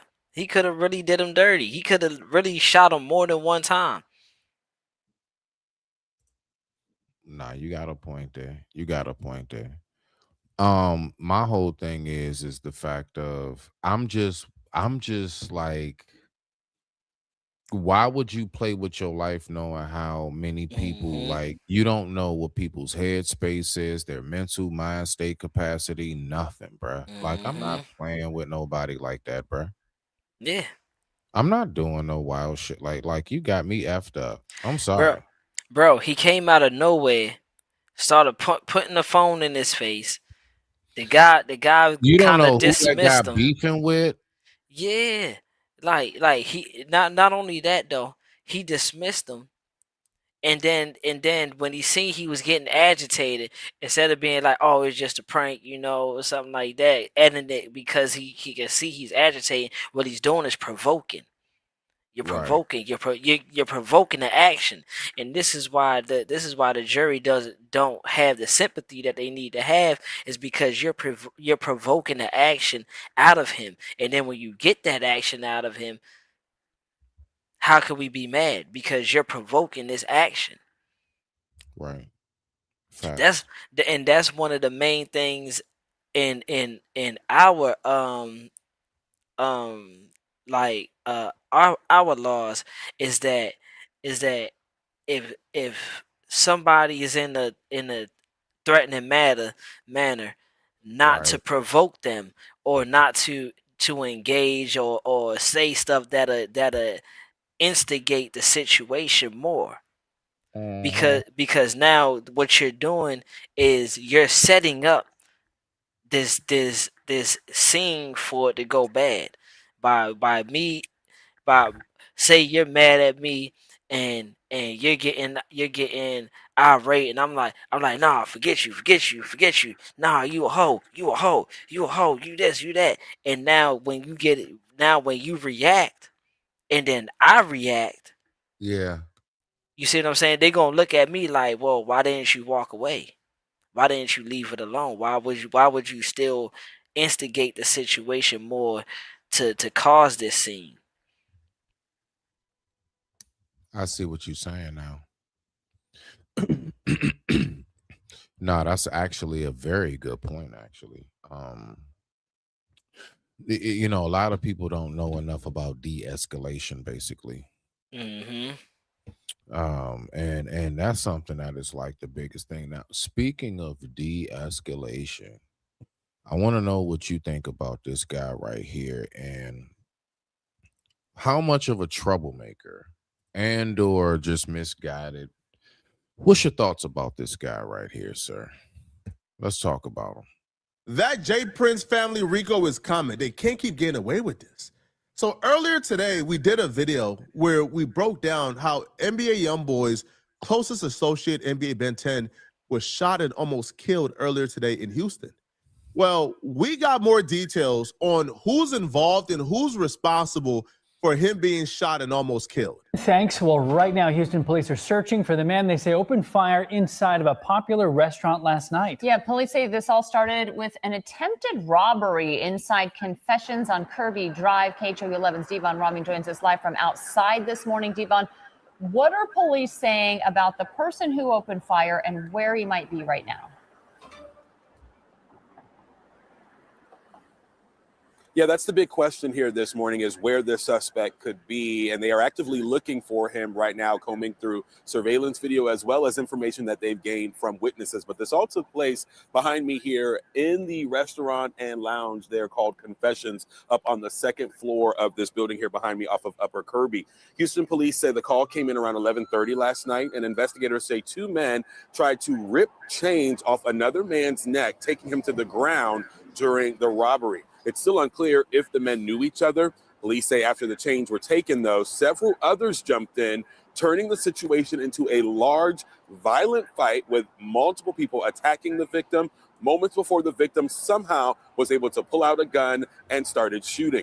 Multiple people got hit. Hold The on, most famous pause. person that got hit, his name is NBA. All right, we gotta be What I'm trying to careful. figure out briefly, I'm glad you told me pause it. I want to know how much of this is actually Ben 10's fault for being a crash dummy, or how much of this is Jay Prince Jr.'s fault. I'm ready to get Here we into go. that. We was just talking about it. Yeah, we don't need to watch no more of this, because Got you know you. Flacco he Hey, Ben be 10. he Now, be the on. police. Yeah, Oh, yeah. No, you good. Flacco, he be on people using his content. I don't need you getting hit, because yeah, he Oh don't shoot, want I us didn't know. talking about. Okay, Yeah, okay. shout out Flacco, bro. We just want to set the scene, Oh bro. yeah, oh yeah, oh yeah. I know Definitely, how. definitely. Just to have a conversation. Yeah, That's all it's about. yeah. I know how Flacco is. Um, yeah, we was just talking about it. You know what's funny though, right? And I want people to really think about this, right? We don't blame the shooter for shooting. You see what I'm saying? In this case, we don't blame the shooter for shooting. And you want to know why? Because how many of y'all remember when this fool Ben 10 talked about they should make a whole city or town or whatever where we Well, can all kill the each yeah. other? Mm-hmm. Okay, well, guess what? You got what you asked for. You want to be a shooter so bad. Why are we crying for a shooter getting shot? Why are we crying? Bro, when people go to the army to go kill other people, bro, they know what they signed up for. Not even just that. back in the gladiator days. Yeah, bruh. Watch this. They all weren't slaves. Nah. A lot of them were men who went to sign up either to pay off some debt if they went, Mm-hmm. or just to make a living. Mm-hmm. Do you know what happened when a gladiator's blood got spilled in the Coliseum? We cheered. Cheered. People were Mm-hmm. cheering. Mm-hmm. And if you didn't kill the person, bruh, you got rocks thrown at you and all types of stuff, bruh. Mm-hmm. So I'm saying that to say this, right? It's like what Mike Tyson says. Everybody got a plan till they get punched in the face. Everybody a shooter till they get shot. Then when they get shot, now they want to claim victim. Nah, you ain't no Vic. They ain't no Vic. Because if you would have got the drops on him, then you would have been a real nigga. Now that's a fact. Had you made it out safe, who was the dude? OG33 or something. All these other people who was waiting outside for them to come outside with the chain. Mm-hmm. If you would have made it out there, y'all would have been celebrating. Yeah. So I don't have no sympathy for dumb niggas doing dumb nigga stuff, and then when they get shot, you gotta be like, oh, yo, that's messed up. You shouldn't. Again, this is and I like King Von. Don't get it twisted. I like King Von, but this the King Von situation all over again. You're a shooter, but the one time you don't do what you normally do, you get shot. And then we're supposed to sit there and be sad? Like, no, because if you'd have got the drop on them, then your fame and popularity and your notoriety would have shot through the roof for being the killer that you is, for being the real nigga that you is. But now that you got shot, we gotta feel sad for that. Nah, we can't. How can we? When you sit yourself out to be who that is. Now, if you was just a normal person, and then you just got into a fight and no boy backed out on you, then we can feel some type of empathy or sympathy. Like, dang, that's kind of messed up, bro. You couldn't just give him the one, but that wasn't the situation. You were a bona fide street shooter, killer. I'm really like that. Okay, well, every dog got his day. You a tough dude, but you're not the only tough dude in the world. Nah, you ain't lying. It's always somebody. It ain't even about bigger and badder. Yeah. It's about, like how we say in football, any given Sunday. Yeah. You got teams that was estimated to lose. They won on that Sunday. Exactly. Any given Sunday. Meaning you never know. You never know. And on top of that, bruh, y'all had the ups on them. Y'all had the ups on them. So at the end of the day,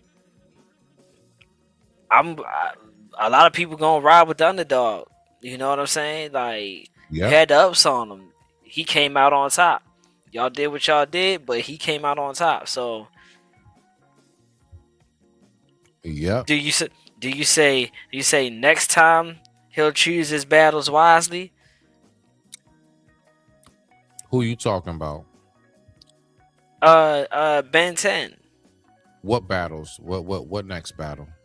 Yeah, that's what I'm saying. Like, that's the whole point of what I was saying. And really, I mean, if it is the case, condolences, or definitely wishing well. Yeah.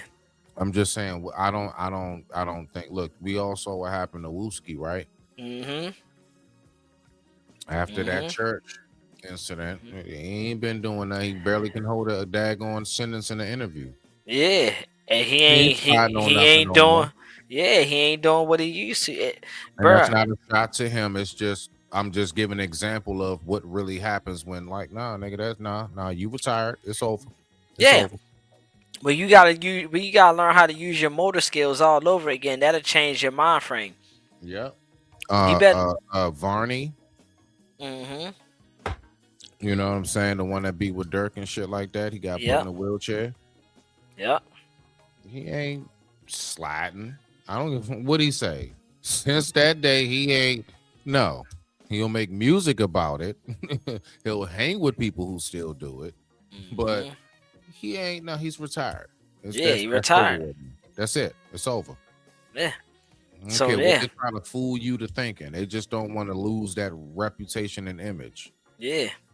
So I don't have no sympathy for a person who says, yeah, we need to start our own town so that we can slide for the real shooters. We could do what the shooters do. We can kill each other how we want to. We can slide and all that. Okay, shooter. Okay. Now you got shot. Now you looking for the victim card. Now you want the sympathy. Nah, I can't give it. Sorry. Because at the end of the day, I got kids, I got a son, I got daughters, and I don't teach them to do stuff like that, and I don't agree with them doing stuff like that. Mm-hmm. That's exactly where I am with it, right, bruh? Listen, even down to me thinking about this, right? Mm-hmm. I remember when Vlad first started. Now, I ain't talking about the snitch FBI part of Vlad. I'm talking about the giving, I guess, like a second life back to a lot of our icons. Yeah. And if you think about it, like, let's take time and think about this. Vlad has interviewed all kind, Godfrey, a Wayans brother here and there, old comedian, Shucky Ducky, whoever, you know what I'm saying? Mm-hmm. He interviews all these people. The one thing that I've noticed, and I don't think these young bloods really get it. One day, y'all gonna wake up and realize it ain't nobody around to tell the story. But and so my point is, and why I talk about the Vlad part is, they were trying to make fun of y'all old blah blah blah blah blah. And it's like, dog, do you not know how rich that is to a lot of us to like hear them and to see they're still around at least? You know what I mean? Even though we can see the wrinkles on their face, whatever, the hair is gray, somebody's bald now, whatever it may be, they're still here. Mm-hmm.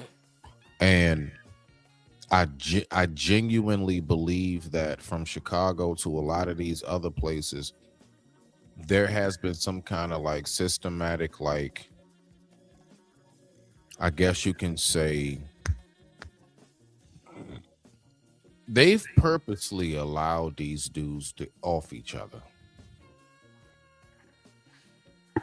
It ain't no way you're gonna tell me, as much as we used to see these lives, bruh, all of us from our days and everything from our era, like just the simple fact of even like, say a gun flashed in the camera. Oh man, don't you even, nigga, take that down. Get rid of that. We not showing nothing. We not talking about nothing. We ain't doing none of that.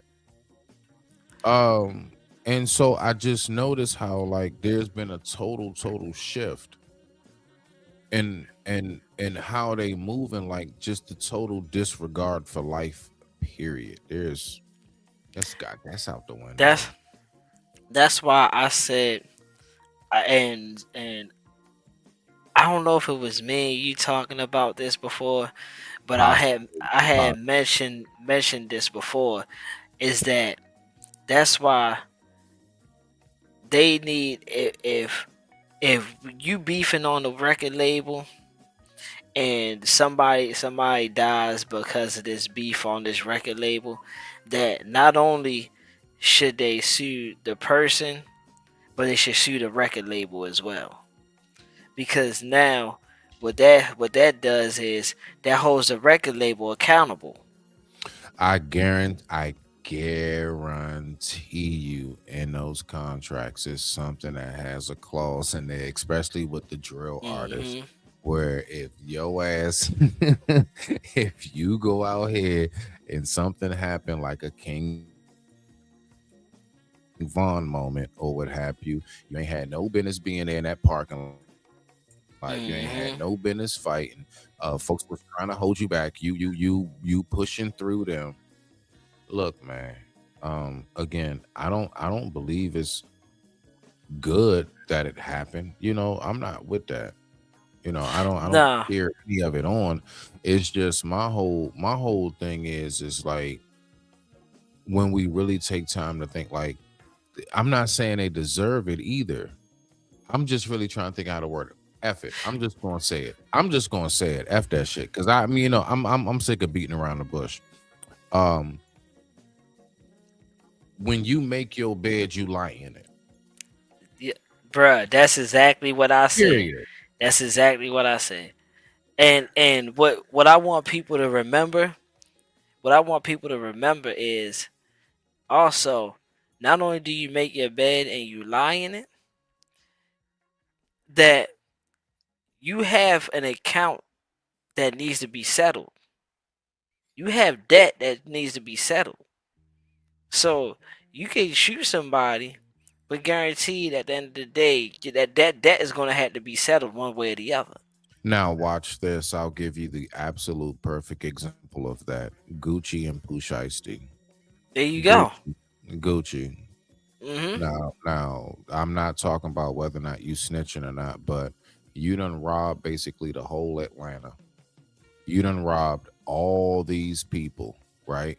But now you want to go ahead and, you know what I'm saying? Like, I can understand why the streets, listen, this is the only reason why I can understand why the streets like, nigga, what did you doing? Because all the people that you done got over on, have you been locked up for it? You see? Yeah. So I don't think anybody's thought about that aspect of it. Like, this dude has done a lot of stuff. So to break it down and to lead up to what you talking about, yeah. Even though it didn't come back from the people who you actually robbed, got you back. Nah, it's called universal law. And you got a debt to pay. So I think it was like $500K worth of jewelry. Lord knows if that's right around the calculation from a 10K here, a 5 bands there, a 400 here, and everything else that adds up to, yeah, the universe got that shit back. It got it back. Went on ahead and got his money back. Yeah. And that's what people fail to realize, bro. When you got a debt to pay, the Lord gonna come settle that account. And I love this right here too. You know, I never forget Pops giving me this. You know, shout out to my Pops. Again, it's Pops. Yeah, man, it's just like the puff of air. Right?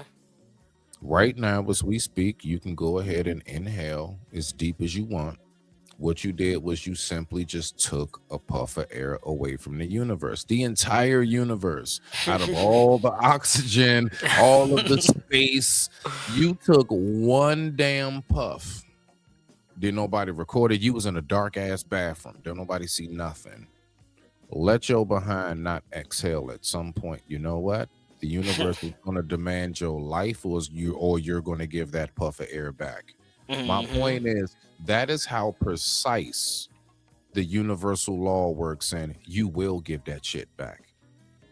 Oh, you're going to give it back. Oh yeah.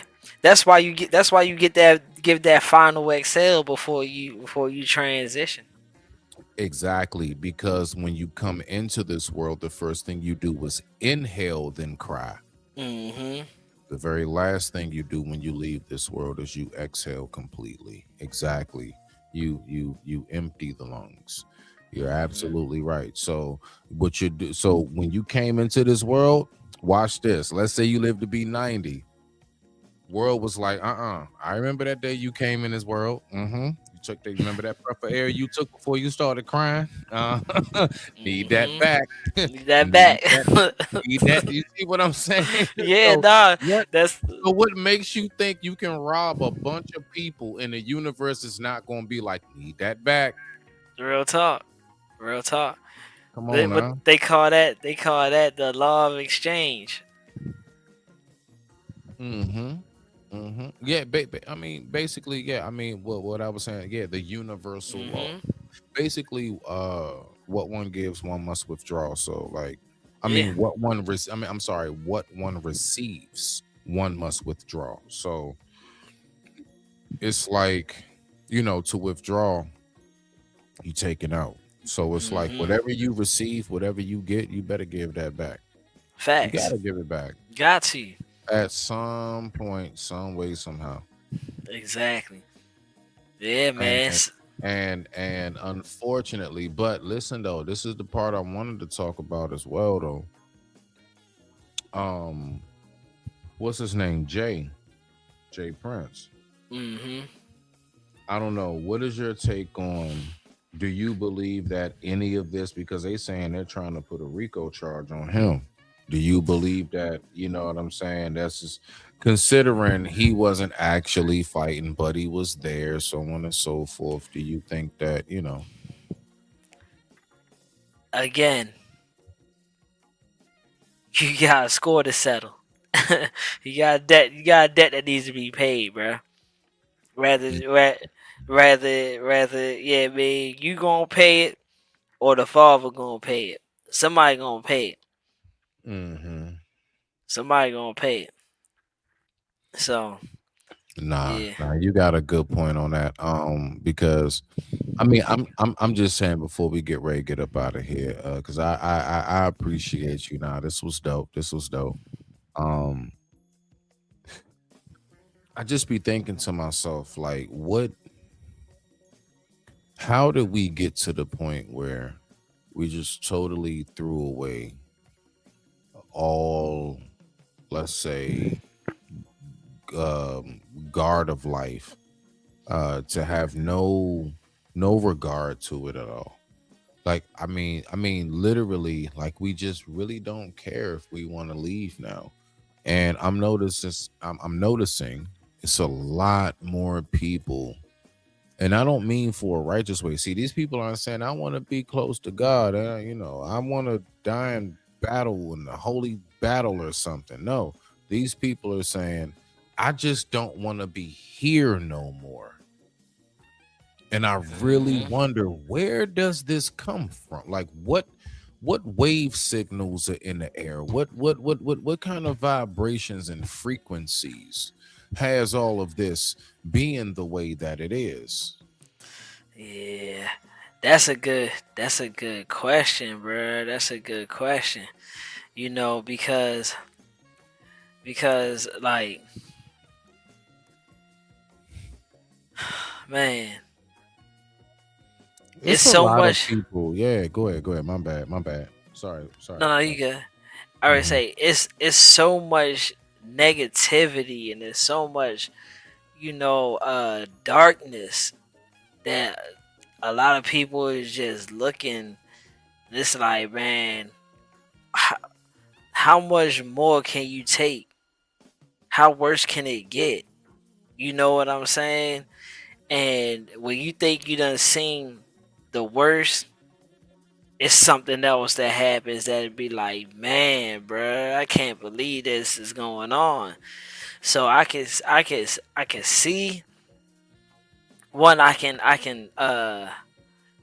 empathize with those people, because ultimately I was like that at one point in time as well.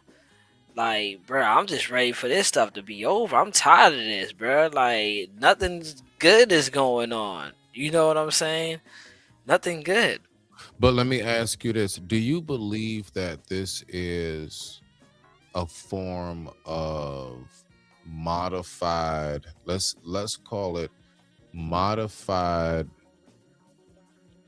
genetically induced depression, which turns us into zombies. So, like, No, basically, You know what I'm saying? Like, Yeah. because I'm seeing a lot of people. I mean, you know, like, because really think about this. There's so many games. Think of how many games and advertisements you see, how many shows that always keep displaying zombies. I'm going somewhere with this. And then I look around and I see how many people are just zoned out, like completely tuned out to real reality, and are in a zombie-like state. I'm not talking about just drug addicts and around Yeah, I know what you Philly. mean. You see what I'm saying? I'm talking about people in corporate America, everything else. But go ahead. I just wanted to elaborate a little bit just so you really get where I was at. Go ahead though. Yeah, nah. I know exactly what you're saying, and I spoke about this before. It said it's gonna come a point in time where where a lot of this stuff is gonna be pushed out there so much that it's gonna make people physically numb and mentally numb to what is going on, bro. We just last year or maybe I think it was last year. Yeah. No, yeah. Was it last year? No, I don't know. I'm just saying, yeah, like I'm listening. I'm listening. 24. It was 24. We just seen Donald Trump almost get assassinated live on TV. When Yeah, that had was we? last year. That was last year. That was last year. 25. Yeah, last year. Okay. When have we ever seen a person almost get assassinated on TV? Never. The last time we even seen somebody get executed like that was actually Dr. King. there you go. Look how long ago that was. Yeah, I think Dr. King. And that wasn't even no, him. bro. I don't know which was first. Hold on, real quick. Which was after him or Kennedy? I think 'Cause Kennedy we got was those first. two. Okay, so Dr. King would be the latest. Okay, got you. Yeah, Right there. I think Kennedy was first, and then King came after. Okay. But Y'all, but what? Y'all correct us if we wrong. Correct us if we wrong. But needless to say, those wasn't widely broadcast like that. Now it's so in your face. Wait a minute. You're saying that when King went, that wasn't widely broadcast, and Kennedy? Bruh, I'm talking about. Are you serious? I'm talking about physically watching it. I wasn't born around that time. Man, though, from Was what I? No, I don't think I was born around that time. Nah. I think that's before both of us. That's before both of us. Nah, bruh. Nah.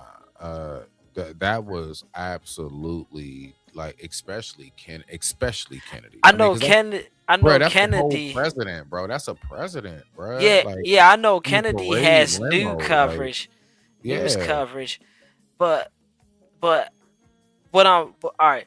So ultimately, what I'm saying is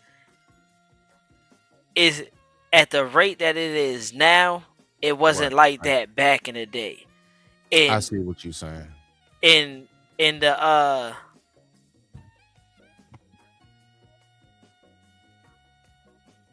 okay, all right, cool. But what I'm saying, I figured that. Yeah. Yeah, because it was like a parade or something. So I'm pretty sure that that people was huge watching back then, bro. That was both of them. That was huge. But ultimately, what I'm saying is, Mm-hmm. it's so thrown in your face now at this time. And remember, I wasn't born in that time, so I don't really know how media really worked back in that time. But in this time, bro, I don't even think Jen was born. We seen Nipsey Hussle die. We seen King Von die. We seen the president get shot. We seen Tupac get shot. And these is like and this gradually increased since that time. Since Pac, since Nipsey, since Vaughn, is gradually increased to the point that now we can go on YouTube and we can see people getting shot at on YouTube. We can see people get shot on ring cams. We can see assassinations. We can see all types of stuff, and there's so much of it that people now, when they see it, they're desensitized to it. They're numb to it. It's like, oh man, look at this. Let me share this to 50,000 people around the world. Let me share this to my homies, and my homies gonna share it to their homies, and now you just it's just a cluster of this stuff going out, bruh. You see what I'm saying? I found out that the officer that dove when I was under the train, Mhm. I was screaming and kicking for dear life. You know that body cam footage is out there. It's on the deep web. I actually I came across it one time, and somehow or another I got blocked out of it. Can't get back to it because I've been digging. I've been Oh searching wow. deep. Yeah, I've been searching deep for that footage, man. Oh Jen, it definitely increased. It definitely increased. We see it. Bro, like it came to a point where I had to tell my cousin, like, bro, don't send me stuff with people dying, bro. I don't want to see stuff with people dying, bro. I had to cuss out. I'm serious. Nah, I cussed him out. My homeboy sent me one of them down in the woods, a woman, let's say from the shoulders up action, cartel stuff. And I said, man, don't you be sending me no like that. Like, yeah. Bruh, I don't like, because I didn't know what it was at first. Hold on. I don't want nobody fucking with me in these streets. Same children.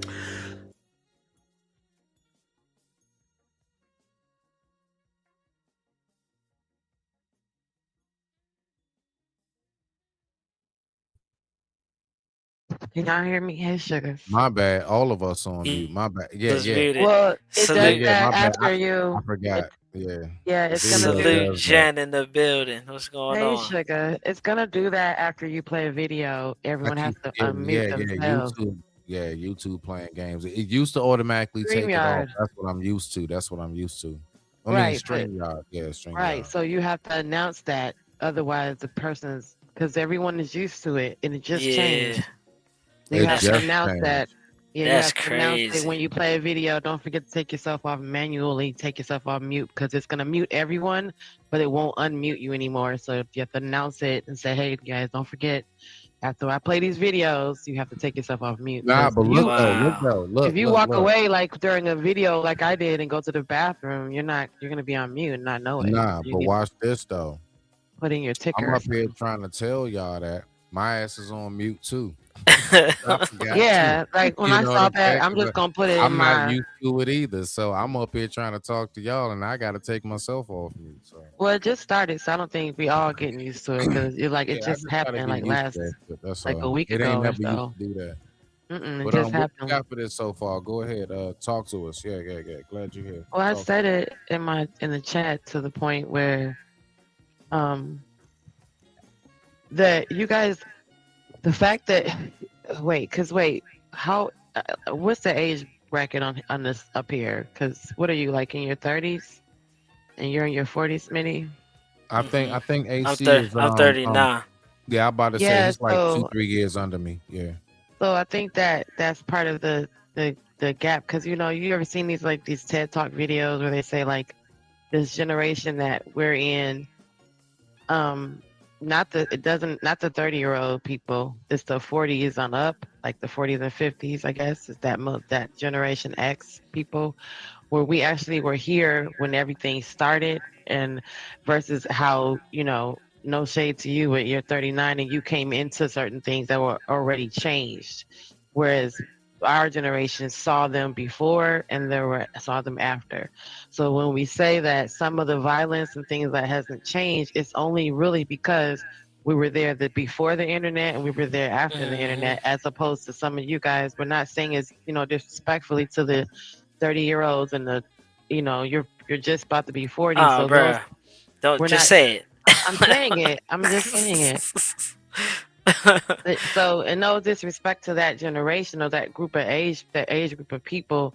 It's just that you were born after certain things had changed over. So you He's still a weren't there. millennial. He's still a millennial. I'm not saying that. What the fuck is wrong? I'm saying that you weren't here. You're not, as a matter of you weren't even fucking on the earth when they invented, when things changed. So you can't say, well, it's the same, because you weren't even fucking here when it changed to be differently. When the whole world was able to get an Amber Alert, some of you guys were babies, and some of us were some of us were teenagers. That's a big difference in comprehension of what's going on in the world. If an Amber Alert was created, I remember when the man's son got snatched to create the America's Most Wanted. But you don't remember the show, I why he remember started that show. So that's the difference in the crime, which you talk about crime. Y'all just didn't see it, and the internet came in your lifetime. In my lifetime, the internet came. In your lifetime, the internet was already here. So therefore, you grew up in the world where you can see things in your hand, and the news went from having an actual paper, which was a whole obituary section of everybody who died this week and this month, versus whether you want to look at the section of that on your phone is a choice, whereas the obituary, the newspaper, all of it came to your front door, whether you wanted all of it or not. It's not like on your phone where you can choose not to look at TMZ and say, tell YouTube, don't give me this more of this information. You didn't have that choice when you subscribed to the newspaper. You got the newspaper and you got all the news, good, bad, the ugly, beautiful, and the sales, and the Toys R Us catalog. So you guys weren't able to see, is what I'm saying, that some of the violence is the same. It's just that we didn't have, I don't think y'all remember when I told the story the other day, the police officer cars at one point didn't have computers in them in Detroit, because there was a time period when it changed over from that to being like the laptop situation. So that means you didn't experience someone pulling you over and then they can't go look you up. They have to call back to the station and say, hey, do you have Smitty Jones driver's license number? I remember and wait. that. You know what I'm saying? Because there was no technology in the car to say, let me go pull him up. They couldn't scan your plate by driving behind you like they can now and pull up your whole things to do a felony in 3 other states. They can't do that. You know what I'm saying? So before, it wasn't like that. And then also some information didn't cross state lines. There was a big deal with the whole Mason-Dixon crossing over to Mississippi. So you could easily be a degenerate in California and come over to Michigan and nobody would know for a long time. And you could be all here. That's how serial deleters got around, because they knew that if they deleted in 13 people in California, they just had to move to Idaho, move to New Jersey, move to South Dakota, and because they weren't crossing information, that it was out there. These folks was deleting habitually because they felt like it. But now someone can record. Now we have video imagery of Jeffrey Dahmer. That while that lady was living next door to him, she had no way to record everything except for her calls into the police. Now she could take her phone and walk over there and knock on it and be like, y'all smell this shit? So it's not that it was less or more, even so much that it's still the same, but now everyone can see it. Now everybody can see it. And they can literally go and see it right now. Before they even call 911, they would record you getting your ass beat or getting mauled by a dog. But that you wouldn't hear about that kind of certain stuff. And then for the fact that I'm gonna land it here, for the fact that it traveled the way that it traveled, you would hear about it in your neck of the woods, but you wouldn't hear about it until later on this week. You still heard about it, but you heard about, dang, you heard about what happened over there in Detroit? You know what I mean? Yeah. And I think that's where I agree. I agree with you saying. I think that's like what I was trying to convey is that, and I now I see why you put it. It's not really. It hasn't really increased. I see what you're saying now. It's just now it's just more open to the public more than what it was. Because back then we really had to watch the news, or like you said, we had to wait till America's Most Wanted. And I didn't know how America's Most Wanted started, but I always seen the show America's Most Wanted. Um, yeah, but now like I was saying, you know, it's just widely open for consumption from everybody. You know what I'm saying? Mm-hmm. It's shared to me, and I shared it to Smitty. Smitty shared it to 30 of his homies, and then 30 of his homies shared to 30 of their homies. So it just gets around so fast, and and like I said, it's so it's so desensitized that that now it just became kind of like a entertainment purpose. Like a lot of people find entertainment out of watching it. Like, oh, bro, you see how he died? Oh man, look! You can see the moment he died. It's like, bro, like, how do you y'all find entertainment out of people dying? Well, you got to think back to in real life because this will go back and give you another kind of a timeline on how the violence and how you just said how you can go up here and be entertained by this. But think about the Texas Chainsaw Massacre. Think about the series of Freddy. Think about the Jason Voorhees series. Think about Yeah, all those things that we heard that. And then you think about think about horror movies. There's a whole channel, right? There's a whole channel yeah, dedicated just to horror movies. Every year we celebrate for a whole 30 days during Halloween. It's the spookiest season of the year. There's yeah, movies that predate me and you being born. So there's movies that are older than 50 years old that are talking about severing heads or a spirit rising and taking over and dragging someone under the bed. yeah, There's movies that are 30 over 40 years old right now. So that was before you were born.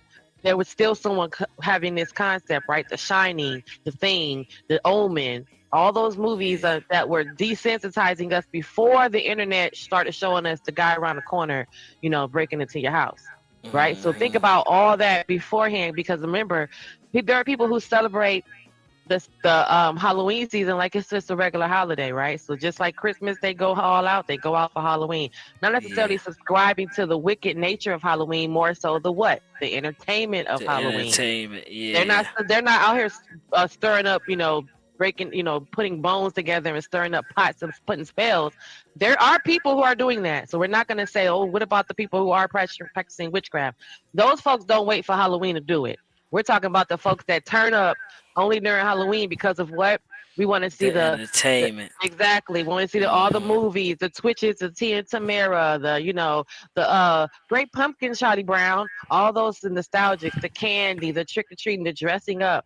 All that's for the what? The entertainment. So we've been well indoctrinated in this, and well desensitized before the internet started showing us Michael Brown being slayed in the middle of the street, right? Yeah, Before we saw Trayvon Martin's dirt and hoodie on the ground, yeah, we already been seeing Jason Voorhees snatch someone's guts out, and Freddy, a whole fictitious entity, a dream, come and take your life.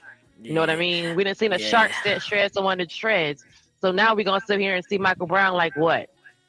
We didn't see the movie Colors, right? Remember Colors? Remember Harlem Nights? Remember Harlem Nights was funny, but what was that New York? What was and My Brother's Keeper? All those yeah. people getting shot in the street over drugs, South Central South and Central, right? So yeah, now we're gonna look at Michael Brown and be like, oh my God, we're shocked. Now yeah. we're gonna be like, oh, now they done strangled the man and he can't breathe, but now we surprised, but we done seen, I police came at first 48 already before this happened. yeah. I guess for me is it's because it's happening in real time like that. You know, I like my mama used to watch.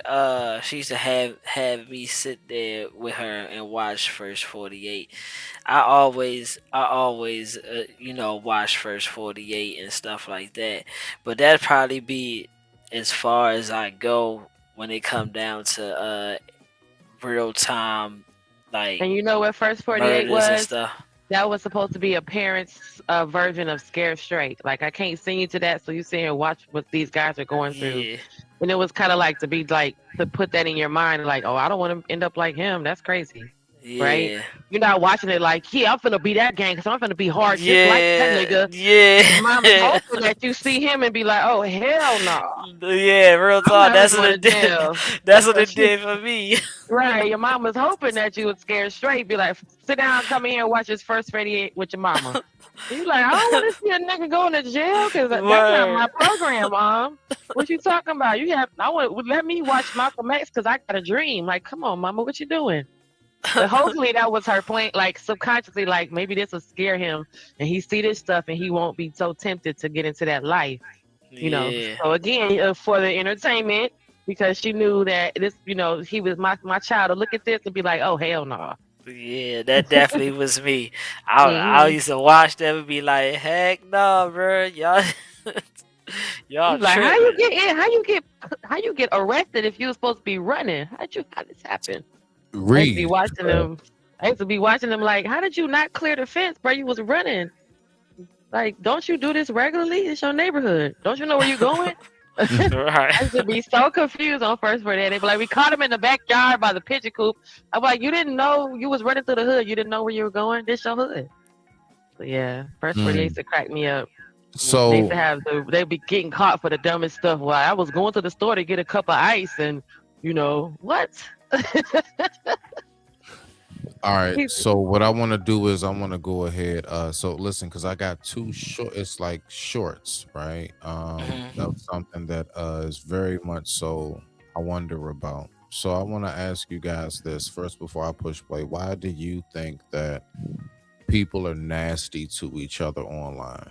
Why do you think people are so mean and cruel? Why is it that the internet never loses and all of that?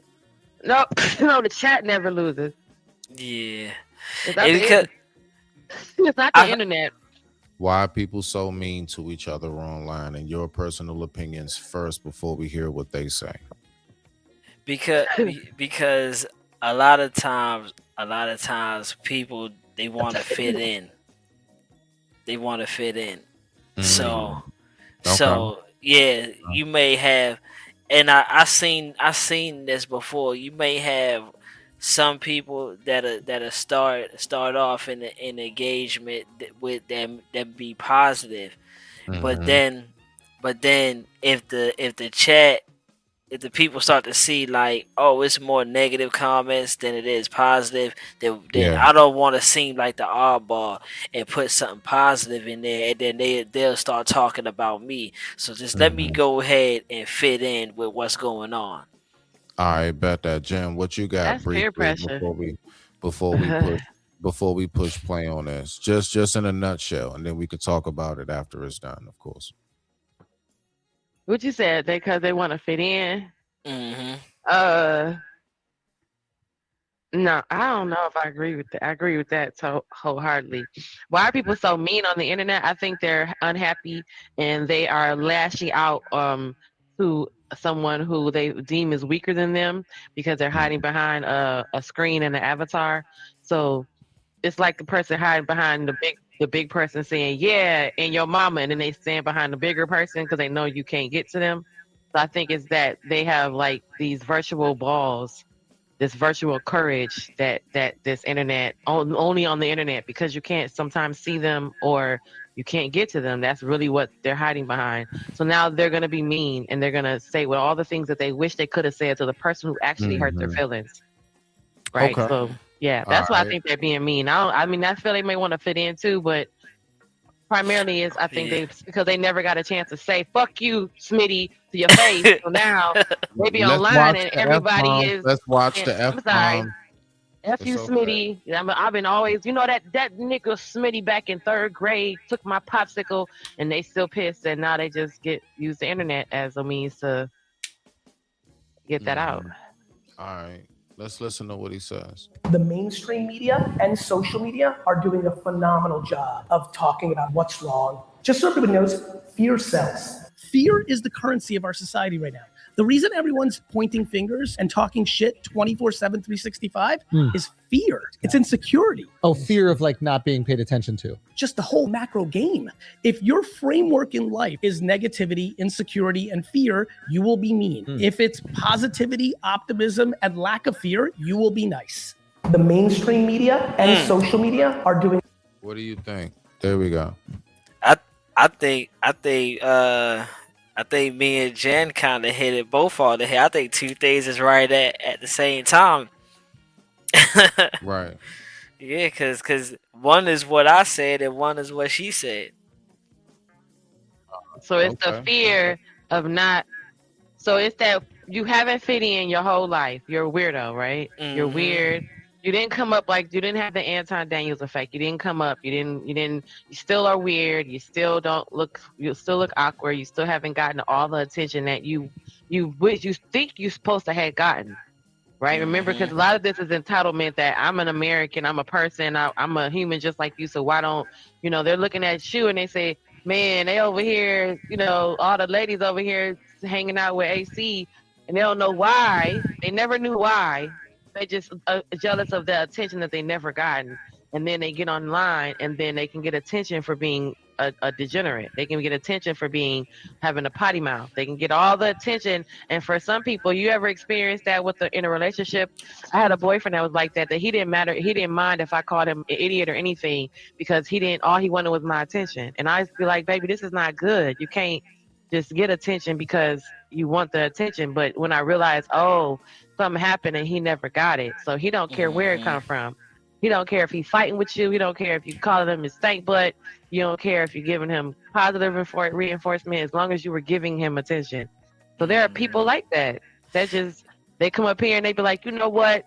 They see in your little stanky Baltimore accent, y'all, and then that's why they don't like you. Because a Baltimore nigga came and took their girlfriend and bought her a Valentine's Day gift back in 6th grade. And they forever don't like it. I seen the video, and the reason why I said that because I seen a social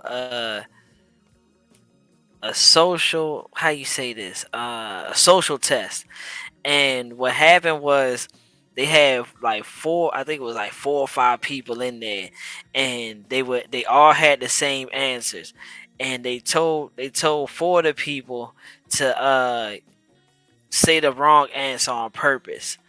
And when they presented their answer, I saw that. I know what you're talking about. I saw that. Yeah, the one lady had the right answer, but because everybody else kept having the wrong answer and was getting congratulated for having the wrong answer, she started to fit with the people who had the wrong answer just so that she can fit in. Even though she knew in her mind, this is the right answer, I'm just gonna pick the wrong one because I want to fit in, and that's why I kind of lean towards that as well, because of if the whole comment section is negative and then I come in here with my positivity, like, oh no, I like that, that's cool, that's dope. And they go, oh, you a clown, look at this clown, you a simp, you a lame, you a buster, you weird, you all this type of stuff. It's gonna be 100,000 messages of how I'm weird, and I'm a lame, I'm a buster, I'm this, I'm that.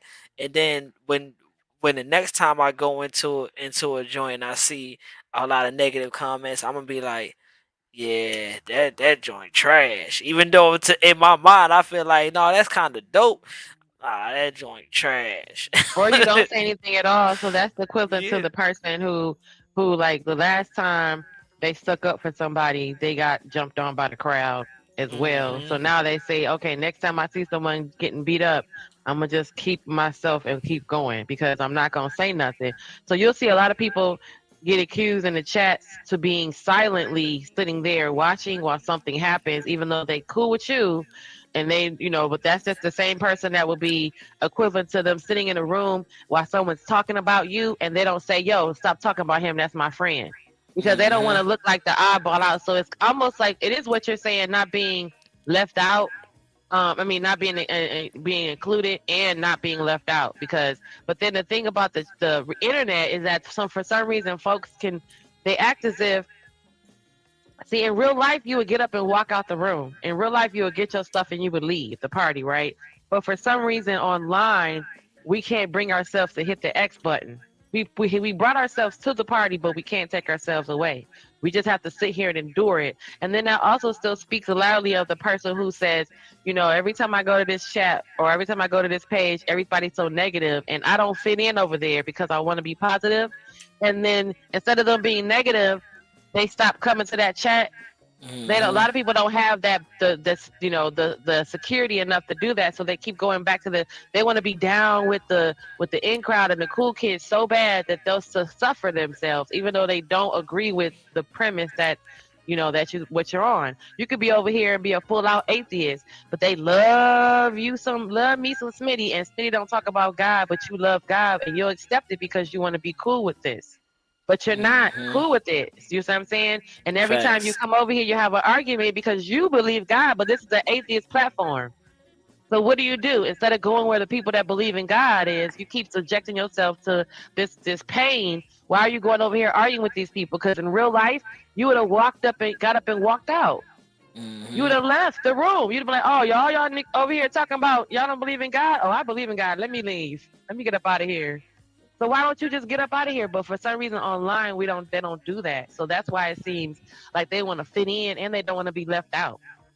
And they're compensating for all those real life experiences that they got bullied and ran over in. They're gonna come up here and dog you and yell to the top of their lungs because in real life nobody listens to them, type of thing, you know.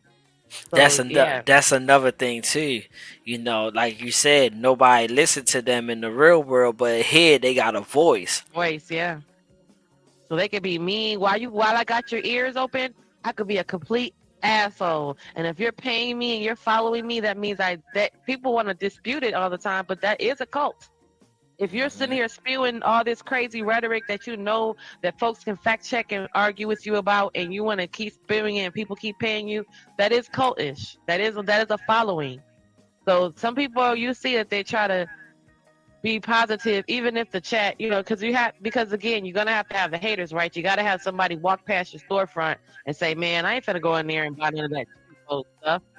Thank you for walking past my storefront saying my stuff is cheap while there's customers inside, right? So it's still people going to come to my business and buy my cheap material. You could keep walking past and saying that it's trash, but the whole thing is that you're coming by my channel calling it trash. Thank you. Right? You're still coming over here and arguing with me about how my product is trash. You still come into Walmart, buy my products, and then come back and tell me how you don't like it and want your money back. And you keep coming back and subjecting yourself to that behavior. If you didn't like my Walmart products, then you wouldn't come inside of Walmart at all. But for some reason, you still keep coming here. You still keep buying the furniture, and then you get mad because it's tear down. It's tear up quickly, and then you bring it back for a refund. So you still go to the channels. You still sit up here and be mean and call people women dogs and hyenas, and then be mad because people are arguing with you, and then get up and do it all again the next day tomorrow, and be mad that you came. Like you can, and that's what's so weird because they can control themselves coming. They don't have to walk inside of Walmart if you don't like stuff in there. If you don't like the customer service, stop going. Are y'all ready? Are y'all ready for the absolute last and nice good short of a main event? I've been loving this, man. I've been loving this because I've been taking down some notes. I haven't really been tapping in with y'all because I've been trying to write down some notes because I really want to talk more about this last part because I'm very curious about it. And I believe every last one of us are going to have a very, very good different part to play. And you know who I'm going to actually ask and include in this? Nancy. That's right, ladies and gentlemen.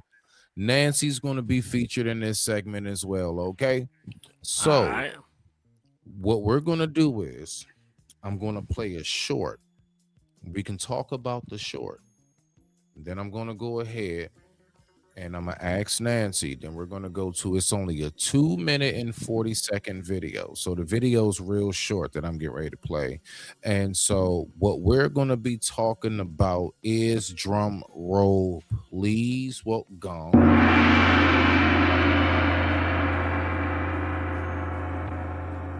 For some reason, we just stopped talking about, is it any possible way to have world peace? And if we were able to achieve world peace, would people actually be able to appreciate it? Yeah, let's talk about it. So let's go ahead and let's go to this right here, right? So let's just start here. We're going to start on this short, and we're going to listen to what Mr. Elon has to say. Let's listen to this right here.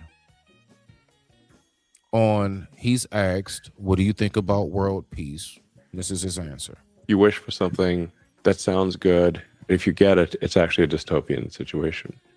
If you wish for world peace, sounds good, but how is it enforced? At what cost what cost eternal peace? It might actually be worse to have eternal peace because of what that would entail. The suppression of everyone. It might be the suppression of progress. It might be an ossified society that never changes.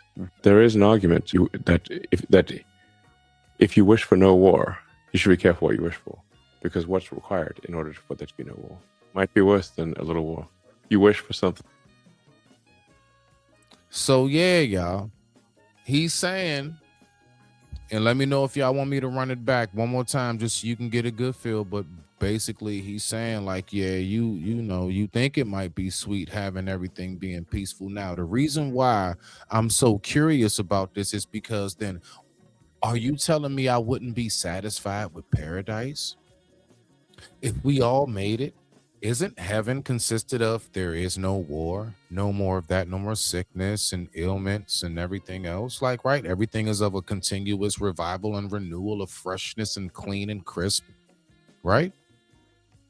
So I'm just curious, what are you all's thoughts about the whole idea that, you know what, world peace cannot be because man would actually not want it? Do you believe it? No, that has nothing to, I think, no. The world peace, I don't know. I've lived long enough to hear world peace. World peace, it sounds different. Like when people, yeah, I'm probably not a good person to ask about this either. Cause like, it to me, it's so many different, what is that word? Caveat, I guess. There's so many different avenues of it to where, in your personal opinion, Jen, do you believe, in your personal opinion, do you, because mind you, none of us up here have, I don't have that. We're just, it's just something to talk about before we get up out of here. You got to think about how long you've been living and how long this conversation has been going on your entire life. Right? I know. And we stopped talking about it. Well, we're still talking about it, but this generation below us is not concerned with this. So they're not there, and there are some people that are below us that that come behind us that are talking about it because the world is affecting them overall. Like now, with the IE what we're going through now. So, but I think it's too many. It's like different layers that are, because the world peace in certain individuals' minds who are in charge of making certain kind of decisions to affect, like a ripple, like to drop a pebble in the pond. Those people aren't concerned about world peace for everyone.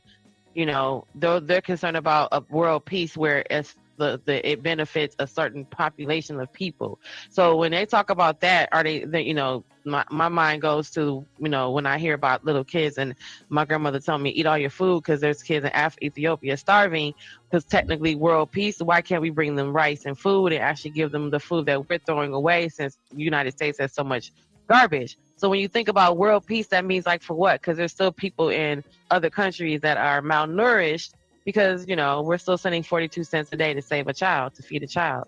So in the end of it, when I'm like world peace, like for who? Right? Because who does that mean? So even when he said that part, that just made me ask for who, because of the reason I just gave you. But then when he proceeded to speak, and then he said, aha, well, yeah, in real life, because I don't want nobody. Hey, was that my cue to land it? Okay, my bad. No. That was my phone hit the daggone mouse. That was a complete accident. I did not mean to do that, beloved. No bullshit. I don't do shit like that. I didn't mean to do that. Okay. That was a complete accident. I was just So I had it queued up for Mama Epps right there real quick because I was gonna say, hey, AC. So Mama Epps is a retired gangster. You don't know? She's from Bronx, New York, bruh. Hey, nah, So- that's why I had it queued up for her. But my bad about that. So man. Go ahead. I'll land it here with that. Even when he said to give up, what does that mean? You're gonna still have something. Isn't it biblical that there's a balance because there's a heaven and hell? So in real life, you have to have because that would mean what? Are we gonna take away karma? Are we taking away the negative things the things that happen that are supposed to be happening anyway, like the actual circle of life? Because those things are not peaceful, right?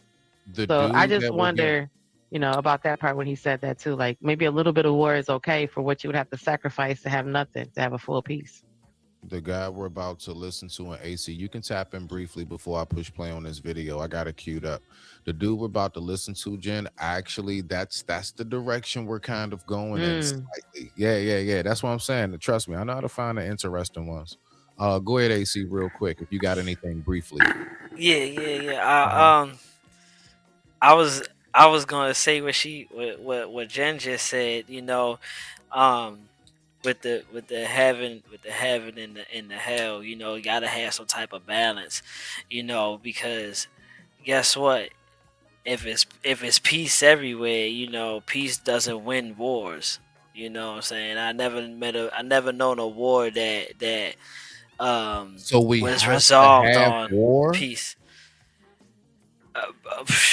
We have to have it. Wow. I think it goes back to like the Tower of Babel, AC. Like the whole reason why we don't speak the same language is so that it creates this inner what is it called, dependency on us. It makes you depend on your own speaking people, your own people that look like you in the beginning, so that naturally we created adversary, because some folks were carnivorous, some people were vegetarians, so they were fighting over land to grow crops and fighting over meat that I want to keep the cow because it's a pet. No, I'm going to kill it for a hamburger. You know what I mean? And like Elon said, that it puts us in a place of being stagnant. There's no progression.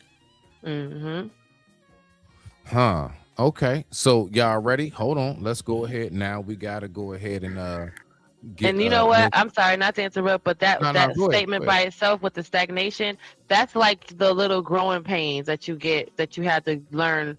The equivalent. It would be just like when, like if your mama did everything for you, you know how irritating and painful it was to learn how to do little things on your own. And then when you say that stagnated comment, it made me think about that scene. What popped in my mind was that scene of Ray Charles when he was calling for his mom and his mom was right there. But she had to let he had to have that war with being able to trust his instinct. He had to go, he was fighting himself the whole time. Yeah. Just to get to that point of peace. So when I hear about that, those are those little moments where that we fight ourselves and as far as like inside of our units. Those are that kind of thing where we get those little. We're gonna have to have some contention because everyone's not gonna go with you. With the Even program. if it's the best, so they're gonna be like, someone's gonna, there's a chance that there's all Indians and no chief, and there's a chance that there's all chief and no Indians. But yeah, I digress. All right, respect. So let's go ahead and let's get to this part right here. I'm gonna ask this question, then we're gonna go ahead and look at this video, and we're gonna get a little bit deeper into what it is you've already somewhat started to unravel there, Jen. Let's go. Nancy, are you available? Nancy probably tired of you. All right, Nancy, I would like to know a very profound question. Nancy, could you please tell me, what are the probabilities of this world ever achieving world peace? Like, is it something possible? That is such a profound question. And I think it's one of those things that humanity's dreamed about for a long time. I mean, realistically, the probability is really hard to quantify because it depends on so many variables: politics, economics, culture, and human nature. But I do think every step toward justice, equality, and mutual understanding is a step in that direction, even if it's slow. What made you think of that? No, okay. I get you on that, Nancy. Thank you, But what I'm saying Nancy. is that, Nancy, what I would like to know specifically is it absolutely necessary for, like, Does man have to go to war in order to go ahead and keep order? That's a really deep question too. I mean, historically, a lot of people have thought that conflict is a way to establish or maintain order, Mm-hmm. but it doesn't have to be that way. There are countless examples of nonviolent movements, diplomacy, and negotiation that have prevented or ended conflict. So it's not an inevitable path. It's a choice we make as a society. So basically, AC was wrong, right? Yeah, I think so. I mean, AC, if you're referring to, say, a philosopher or a thinker who suggested that war is... Don't be trying to do that to Nancy. All right, thank you, Nancy. And Nancy asked you a question. You didn't Nancy answer. said You be you was so wrong, mean to AC. Nancy. No, she didn't. She didn't talk. She didn't know what the hell she's talking about.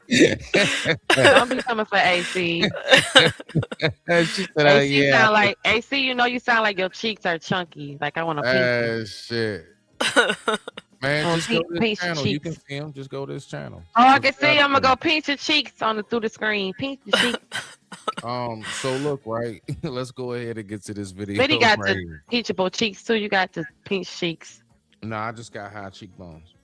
and then you got a little pinch cheek on the little face on your jaw right there. That's the part you pinch. I'm a auntie now. Come here, sugar. So how here you we go. do. Y'all ready? Y'all ready? Let's go ahead and get into it while Jen up here flirting and shit. I'm just saying, you I ain't pinch mad it, at y'all. Oh dang. Okay, y'all both ugly and dog wolf babies. Okay. No. See that shit. There you go. There you go.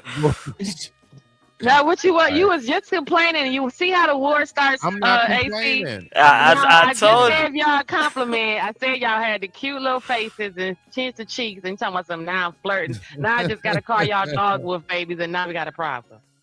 So Lord Jesus. Mama said, "Leave my baby alone, Nancy." All right, y'all. Let's get back to it. So look. Are we able to accomplish world peace? Let's go ahead and listen to this real quick little video. We can talk about this nice and briefly, and then everybody can have a good evening. I appreciate y'all for coming through. Let's talk about this. Bow. Let's get to it. Things have gotten a lot better for us from a You can hear that, right? Mm-hmm. Making sure. material sense. Yeah. I'm not sure things have gotten any better from an emotional sense. Hold Let's talk on. about Is them that. life Yeah, size I mean, Batmans in the it's easy to go out background? and Hold on. That's Is that a real Hawk. statue? That's real. Okay. It's probably it's probably some kind of wax figure or something. I was maybe distracted. I so. was like, Yeah. why is there? That's crazy to look at. Go ahead. All right, so again, what we're listening to is humanity capable of achieving world peace, but not even just so much achieving it. Would we want it is really the question. Would we actually want that? Things have gotten a lot better for us from a material sense. Yeah. I'm not sure things have gotten any better from an emotional sense, though. Let's talk about that. Yeah, Tell us more. I mean, it's easy to go out and buy a cell phone. It's easy to go out and buy a new car. But is that going to get you happiness? It's one of the things we talk about in the book, that there's a difference between wanting something and liking it once you get it. There's a difference between your brain driving you to collect resources that are going to be useful from a survival evolutionary point of view. There's a difference between that and living a happy, fulfilling, satisfying life of contentment. And I'm not sure all of the prosperity and technology we have helps us all that much with the latter. You don't think? So let me ask you this. So, scriptures, different religions, they all talk about contentment, finding ways to get to that point. What would the world look like if everybody was content? It wouldn't, yeah. So contentment. See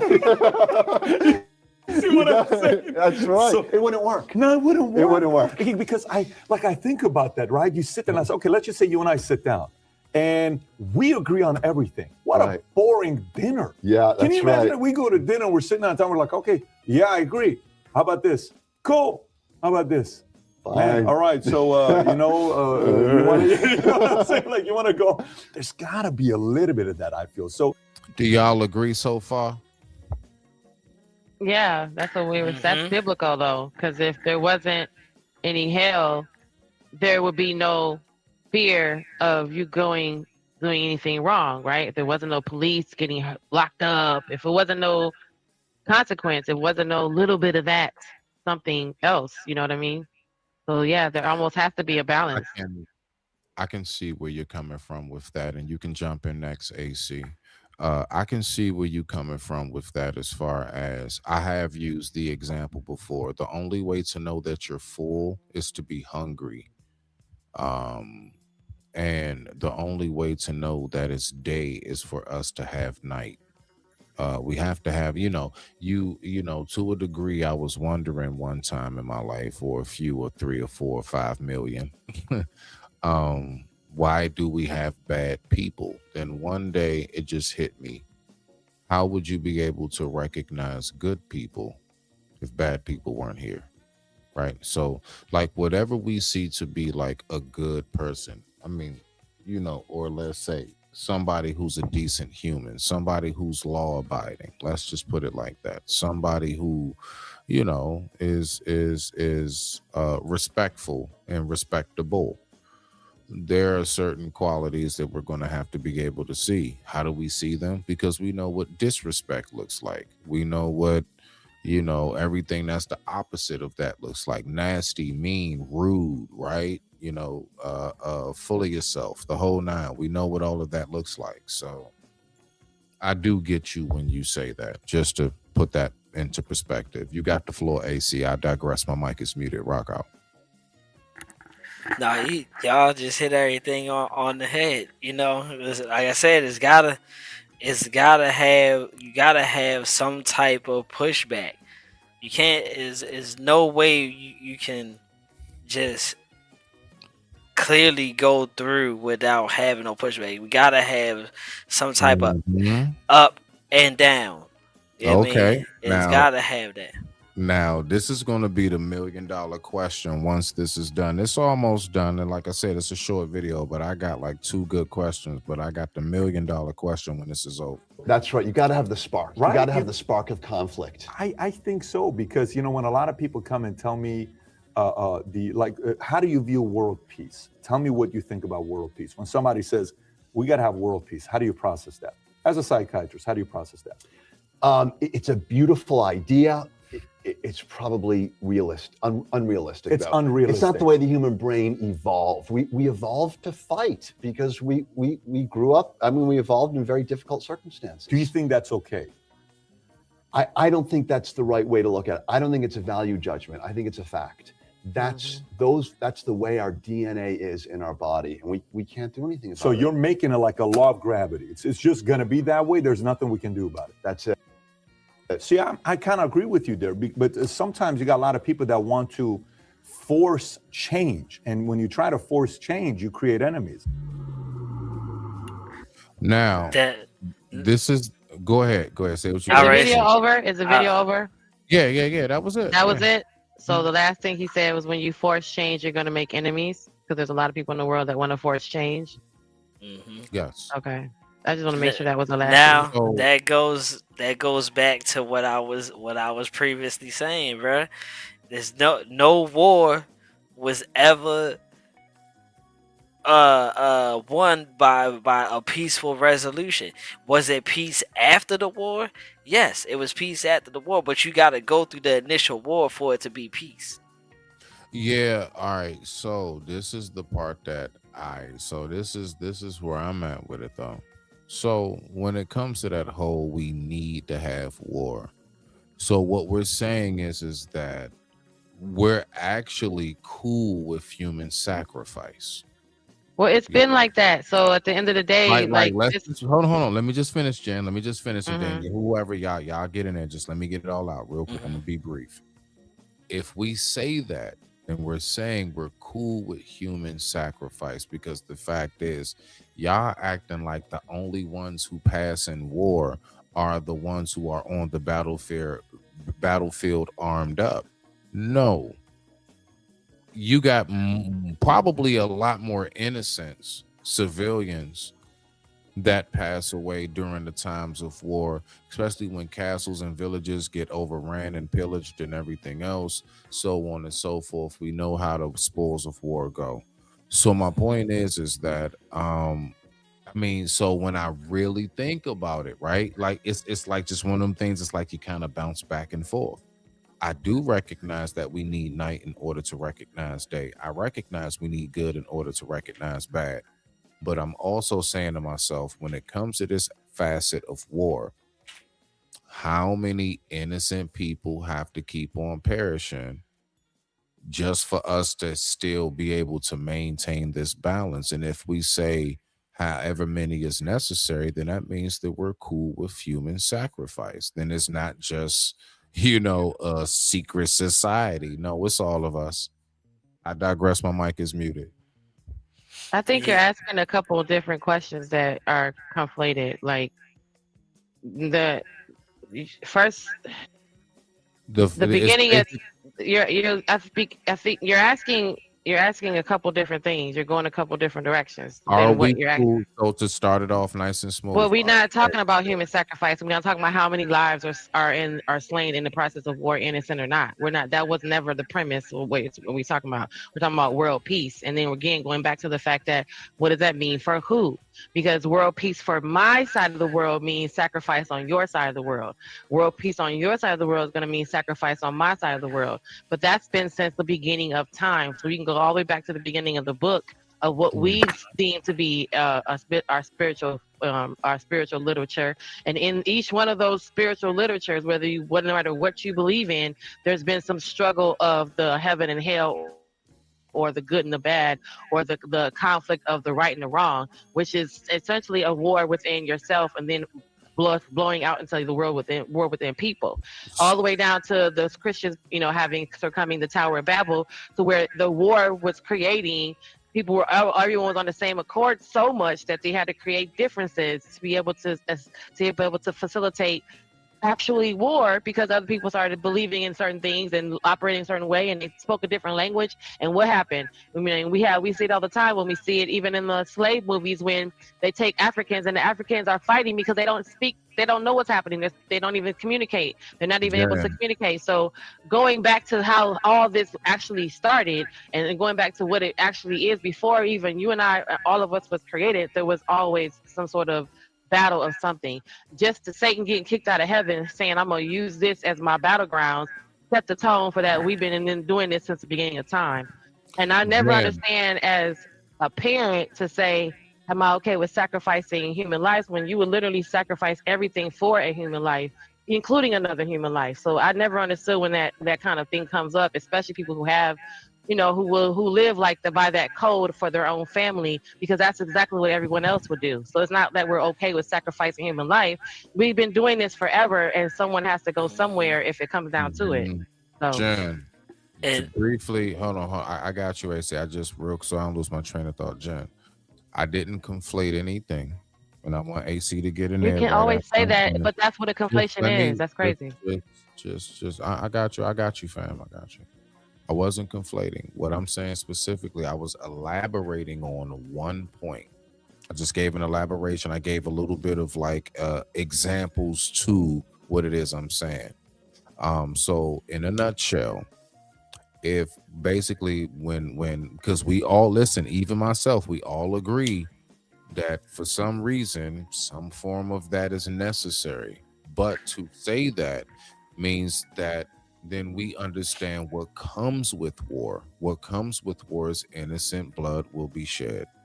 And if innocent blood will be shed during the process of trying to make that peace, conquer that land and everything, resettle, rebuild and everything else, then that means that we're okay with human sacrifice. Everything I said. No, it doesn't mean that. And that's why it's a conflation. We're not talking about human sacrificing. We're not talking about the sacrifice of war that has to happen. So you can't say you're okay with, that's because in real life you can't say you okay with beating somebody to a pulp because they did something to your child, when you are practicing the act of what you just saying. You okay with sacrificing somebody because you would do it for yourself and your family. So we're not saying that we're okay with it. People don't want to go and take someone's life because of something that happened in retaliation. That's not the goal. to say that we're okay with that. But to say that, even to throw that out there, it's conflating because it has nothing to do with this, because it's been happening before we were ever thought of, while we were sperm cells in our daddy's nuts. I got So Jen. it has nothing, that has nothing to do with nothing. We can't be concerned about the body count of people passing because we're trying to generate peace. We have to be concerned about what is that supposed to look like for the peace, like he said. Maybe the fact that you have to have something else happen over here to keep that peace. So it's not, we can't sit up here and be like, it's gonna be 25 people, passing over in New York because we want to get world peace in Michigan. That has nothing to do with us. The body count has nothing to do with us because there's people passing right now in war on the street. Jen. I mean, I'm gonna say that every time someone tells me. I'm just not conflating because you are, can just you say are. that anytime you I'm want just- to. Whether a conflation is putting two things together that don't go. I It's not got whether or you. not you wanted to do it or said it. You did it if because you put two things together that didn't go. I just definition. I just also want AC to go ahead and get his thoughts off too, while they still fresh in his mind too. Go ahead, AC, get your thoughts off. That's all. I just wanted to make sure AC get in there too. Nah. She cooking though. She's actually spot on with what I was ready to say. I don't know how you cook ice, because but okay. All right. I nah, guess you boiling some ice. She's spot on. She's spot on because what I was ready to say is If she real quick, if she's spot on AC, then that means that you're about to nullify everything you just said you agree with. If she is, but go ahead. What she mean? I'm right here. Y'all, that's so petty. Go ahead. Hold on. No, what she mean? He said, because he said, if you actually agree, you wrong. I'm wrong. So go ahead with agreeing with how wrong I am. Not you're wrong. You have a different view. What I'm saying is that AC, if you do agree, listen, she's saying that has. Why don't you let him finish what he's saying? You stopped me so he could talk, but you're not letting him talk still. All right. You know what? Go ahead, AC. Go ahead, AC.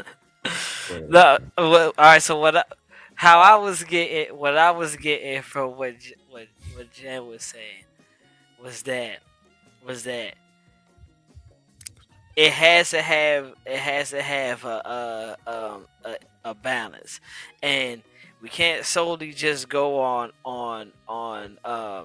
peace, because at the end of the day somebody's gonna have a disagreement. Even if we have a battle or a war or something, it doesn't mean that we want to have this. It doesn't mean that we feel the need that we had to have it. It's just something that has to take place at that time in order to gain that type of peace. We're having different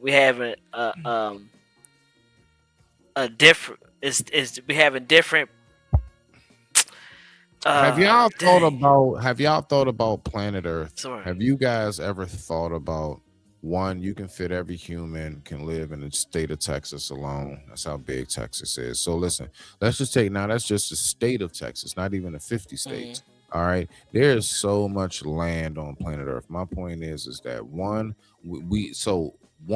do we have to fight over space? There is more than enough natural resources all over planet Earth, from cattle, live cattle, vegetation, everything. Do we really have to fight over that? There's more than enough clean water. As a matter of fact, who said we was fighting over any of that? Who said any of that was fighting? You having a war in this conversation right now. Jen. No, hold on. But see, because you didn't even let him finish, and you're taking it somewhere else. No, I'm not, Jen. Listen, You're not first talking of all, about the I'm word. talking about everything that wars have been fought over. We're not talking about war. We're talking about world peace, and it doesn't always look like war. No, it's just but crazy that listen, your assumption means that it so has to be a fight. Watch this. You're at war right now. No, listen to what I'm saying. Yes, you are. Right now, you're at war. Jen, please follow what I'm saying. It's very simple, beloved. It's not. Well, that's the problem. If it was simple, then we wouldn't be at war right now. Jen, it's simple. Listen. Literally just said exactly what this is. So this is what we're going to do, since Jen just wants to keep on talking, okay? So listen, this is where we are, ladies and gentlemen, okay? All right? Where we are is this place here. It is said, I'm asking, is it possible, right, for us to go ahead and not have to have, is it possible for us to have world peace? Do we want it? Do we want it? Do people want world peace? And this is what was said in this video. It's a short. You wish for something that sounds good. If you get it, it's actually a dystopian situation. You wish for world peace. Sounds good, but how is it enforced? At what cost? What cost eternal peace? It might actually be worse to have eternal peace because of what that would entail. The suppression of everyone. It might be the suppression of progress. It might be an ossified society that never changes. There is an argument that if you wish for no war, you should be careful what you wish for, because what's required in order for there to be no war. That is okay. So now, that's what I'm talking about. That's what I'm talking about. In order to get to a place where there's no war, you're gonna have to face a war. So what I'm saying is, so watch this. Watch this, Jen. Watch what I'm saying to AC. AC. So you said we're gonna have to face a war. I agree. Watch this, Jen. In that war, are you telling me there aren't going to be innocent casualties? Oh my God! What the hell? No. God dang it! So listen, This is a stupid. Hold on. So in order to have the peace, what we're saying is that there's no way for humanity to come to a terms of having that same peace without innocent blood being shed. It's been like that since before you and I were born. Yeah, you're arguing a mute so point. hard for you That's to what get? It's not, because you're insulting. You ain't got to insult me. I'm about to leave. But at the same time, it's been like that since before you and I. This is how I prove. This is evidence that your men fucking don't listen, because I literally said it's been like this since before you and I, while we were still nutsacks we were in our daddy nutsack. They were already doing this. So you're arguing a mute point of body count of what?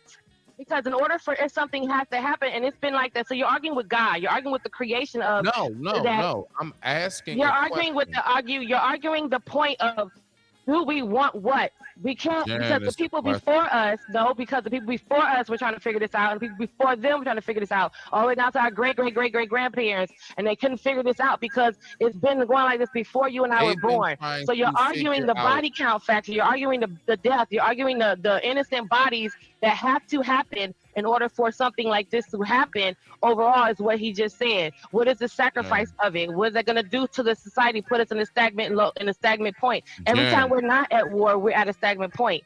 So you're arguing something that happened while you were still a sperm cell. I'm asking you, Jen. What the hell?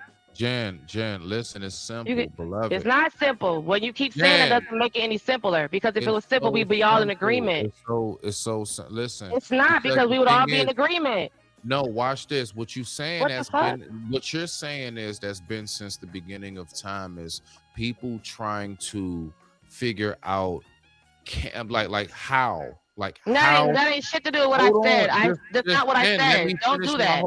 Jen, you gotta let me finish it, but you're wrong, because that's not what I said. Don't say that you said this and then be wrong about what I said. What you're talking about that's been going on since the beginning of time, since we was in our people nutsack and all of that other stuff, is how can we have world peace? What I'm asking specifically today is, if we were to have it, do we really want it? Would we really be satisfied? No, we already said that. We're not talking. We aren't even talking about that. But now you want to throw that caveat in there, fine, because that's not what you were saying. So that's fine. But I follow you, because it's literally recorded. We was just asking us a question, and that's not what you were talking about. Anyway, we're not talking about do people want it, because otherwise we need to get a poll. We need to get evidence from the people. And who the hell you gonna ask? You gonna go ask everybody, or you got enough data to support the people? Someone's being asked these questions. Put up a poll. How would you gotta ask a whole lot of people that, do y'all want this to happen this way? It's gonna be half do and half don't, and then you're gonna have to have a conflict in order for it to be 100% one way. Exactly. And then he said, what did he say? I wrote it down. He said for whatever reason, that last thing he said, for whatever reason, when you try to create peace, if someone forces change. Right, we saw this through all the people. Hitler, we saw this through the mustache. We saw this through all those barbaric people who were forcing change. Not the Malcolm X's and not the Martin Luther Kings were forcing change. They were trying to usher in change, whereas Through some people were peace. forcing in change. And Through, it's still, look at what happened. We shot the man on the balcony, shot him in the middle of the damn street. And JFK wanted peace. He wanted change through peace. and they couldn't get it. Somebody had to die. So and no matter, and that's where I was getting at. No matter where we're at in a situation, it doesn't matter if it's a ton of innocent people or it's a person who's trying to do it. Somebody is gonna have to die in order for the progress to push forward. There's no progress if everything is still. It's been like that forever. I mean, even in real life, think about how much damage was done at a four-way intersection before someone decided to change, to push for peace and say, you know what, we got to do something about these, and created road signs. For if we look at it, die on the road. If we look at it like in that. animal, if we look at it, and I like to bring animals in this. If we look at it in animal terms, right? If we look at it in animal terms, you can have a whole pen full of all the same thing. You know what I'm saying? At the end of the day, it's gonna come a time where they're gonna try to reproduce. In that reproduce stage, is gonna be some person or animal or whatever. It's gonna be something in there that's gonna die because they had a conflict of who's gonna mate. Right, unless that's already incorporated in their species, right? Which means that the praying mantis or the scorpion, which automatically creates a death. Yeah, with it's the automatically conflict creates a conflict. but we're just talking of money. but we're just talking about animals all in a corral. They're going living peacefully with no And the hierarchy problems. has to be established, And then the there's a hierarchy forced is change. gonna exactly. Someone has to force a change and say we gonna stop, like even with the slaves, or even with the slaves on supposedly on the ship, right? Even with that, and they were submissive and they were all chained up and they still were fighting each other, right? So somebody's So- gonna have to die in order for this joint to be what it is. There's no progress in just everybody living peacefully. There's no, like you said, at what cost? At what cost is there to get this peace? You're gonna have to pay to play. Mm-hmm. Yeah, and it's been going on since before. So that's a mute argument on the casualties of war. We can't worry about what's gonna happen because it's been happening our whole life. It's always something happening. Even when we don't care about it, but we see birds fighting, we see cats fighting, we see dogs fighting. You can ask, but you're asking a mute question. You're asking like, why is the sky blue? Okay, I got you, but I mean, come on, Jen. I'm not muting you. I'm not doing none of that. You know what I'm saying? I'm letting you get your issue off. Come on, beloved. I don't have an issue. I'm just saying it's No. I'm just disingenuous. I'm letting you get your point off. Your issue. That's just how we talk over on this side. That's all. Your issue. Like I'm letting you get your little. I'm letting you get your stuff off. You good? I'm just saying. Look, right. If you're saying that, okay, it's been since the beginning. I got you on all of that. For some reason, if you're not getting, I'm asking something specifically. I already asked you. I said, is that something that people actually want? Is if they actually were to have world peace. And your answer was you need to ask everybody. It's been war. We know what the real. I'm giving what we call a scenario. So please follow me on this scenario. We got it, but we have to ask everybody that. We need to get everybody's answer. I got you. So the scenario. So again, it's mute. Okay. Hold on. I'm gonna ask it again. You don't know who might be just coming in, stuff like that. So the scenario basically is, if we all had everything we wanted and everybody physically now here was in peace and there was nothing anybody needed to take, steal, pillage, or anything, right? Would we be okay with that? Like, would we actually be all right? Like, That's all. Somebody's always gonna want more. That's thank you. Now And you're then you getting to answer. what You I'm ask. asking. He's saying no. You have to still ask everybody because you can't. You're not speaking for everybody to say would Yeah. would you No, want no, that? no, no, no. But I mean, Because he's even on the in panel, he's your giving real his life, view. right? But even in his real life, he's saying no because somebody he's recognizing somebody gonna come along and gonna want what he got. And that's where I want to get to as far as now. AC, watch this. Why? That's what I want to dig into. Now, Because someone's gonna want what he got. Are they gonna want a for exchange? Yeah, the answers are in the conversation. That's why it's like, what are we saying? Because we know why. Because you want everyone to wear red, and I want everyone to wear blue. And then what happened with Satan? Satan, if we look back to the beginning of the time, the reason why the angel was him in specific was kicked out. Why? Because he started wanting the stuff that everybody else got. He wasn't okay with the peace. He wasn't okay with just chilling, everybody agreeing, wearing whites and singing and being harmonious. He was like, what the hell is this? And so because of that, you're gonna forever have that. It ain't got nothing to do with you. And ain't no point in asking the question because it had nothing to do with us. That part of it is innate in human existence since the beginning of time.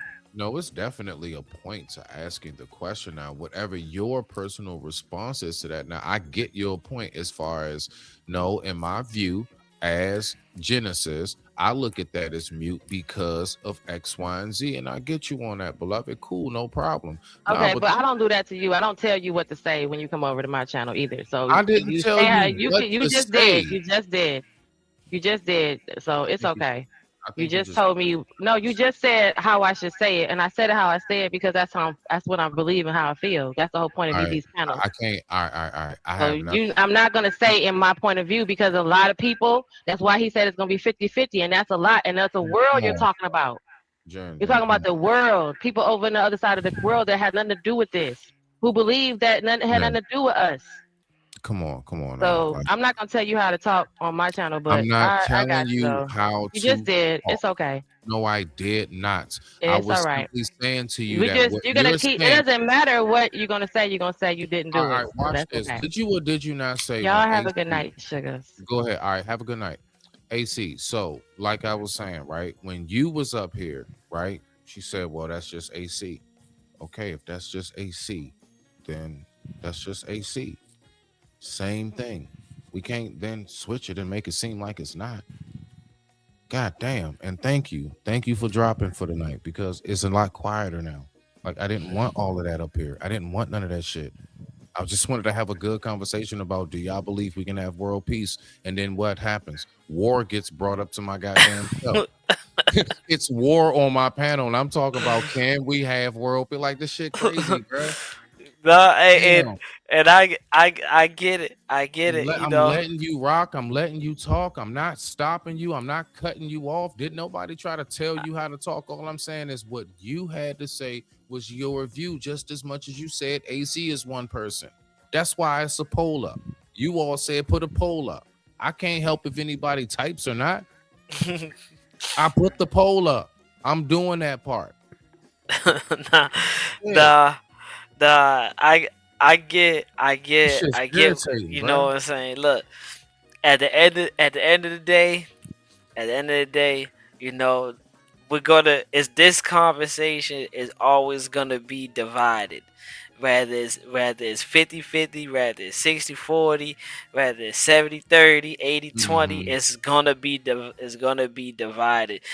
We're never gonna come to a common ground with anything, you know. But and see, this is why I wasn't looking briefly, bro. I wasn't looking for common ground, dog. I'm not looking for common ground. I just wanted to know what does everybody think about that? As far as like because you know, I was thinking about that. Like, okay, I've been new for the longest time. You know what? Ain't no having no world peace. There's too many different cultures, too many different belief systems, race, all that. It's just too many mixes of everything for that to happen. It doesn't even work in the animal kingdom, right? All big cats don't be in the same vicinity, bro, and so on and so forth. Like, I get it, right? But all I'm saying is that if we were to have that, like, do y'all really think that people would really want that? That was the only thing that I'm really talking about. I'm not talking about where we've been, how long it's been going on as far as war goes. I just want to know, is that something that you all believe that we would want if we actually had it? If you gave man everything that man wants, man and woman, you gave everything. Mute for me real quick while you, yeah.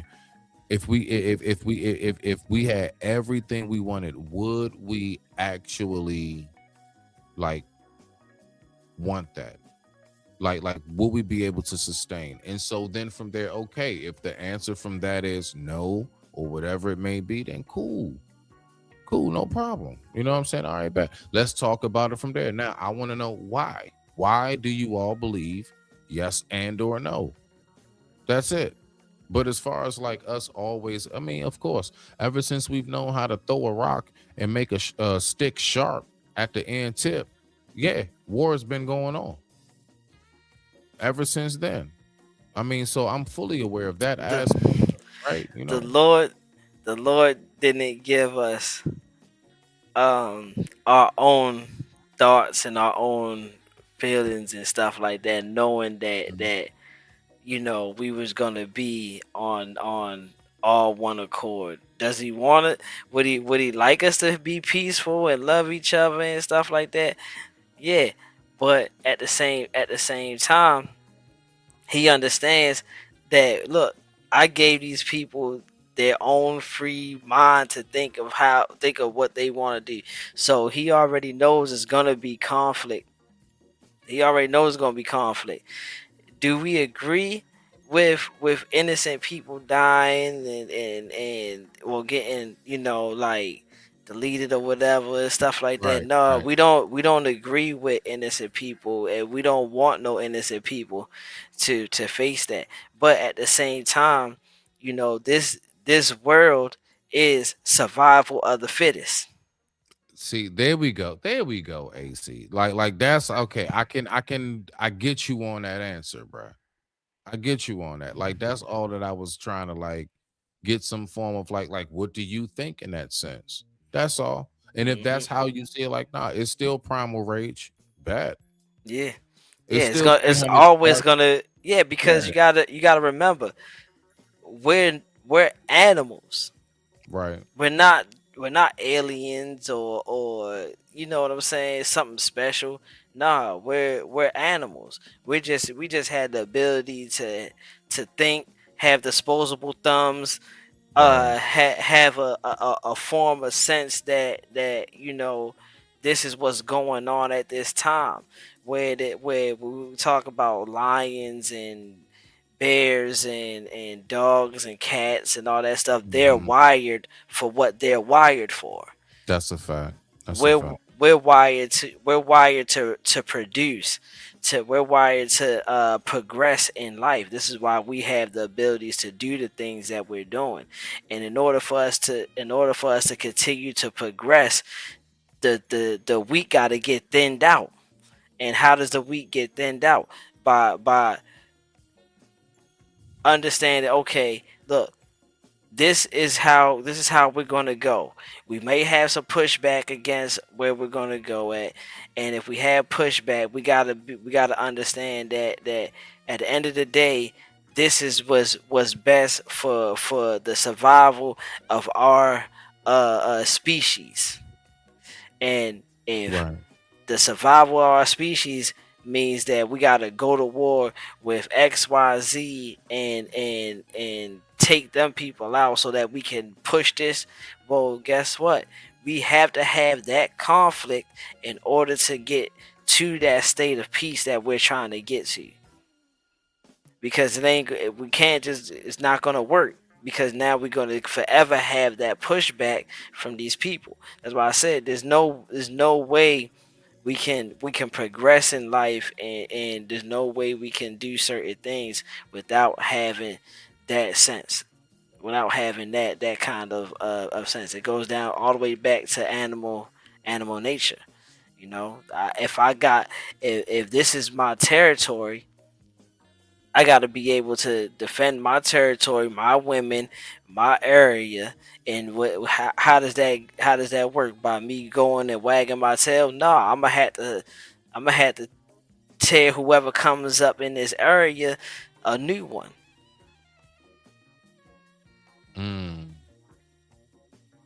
That's okay.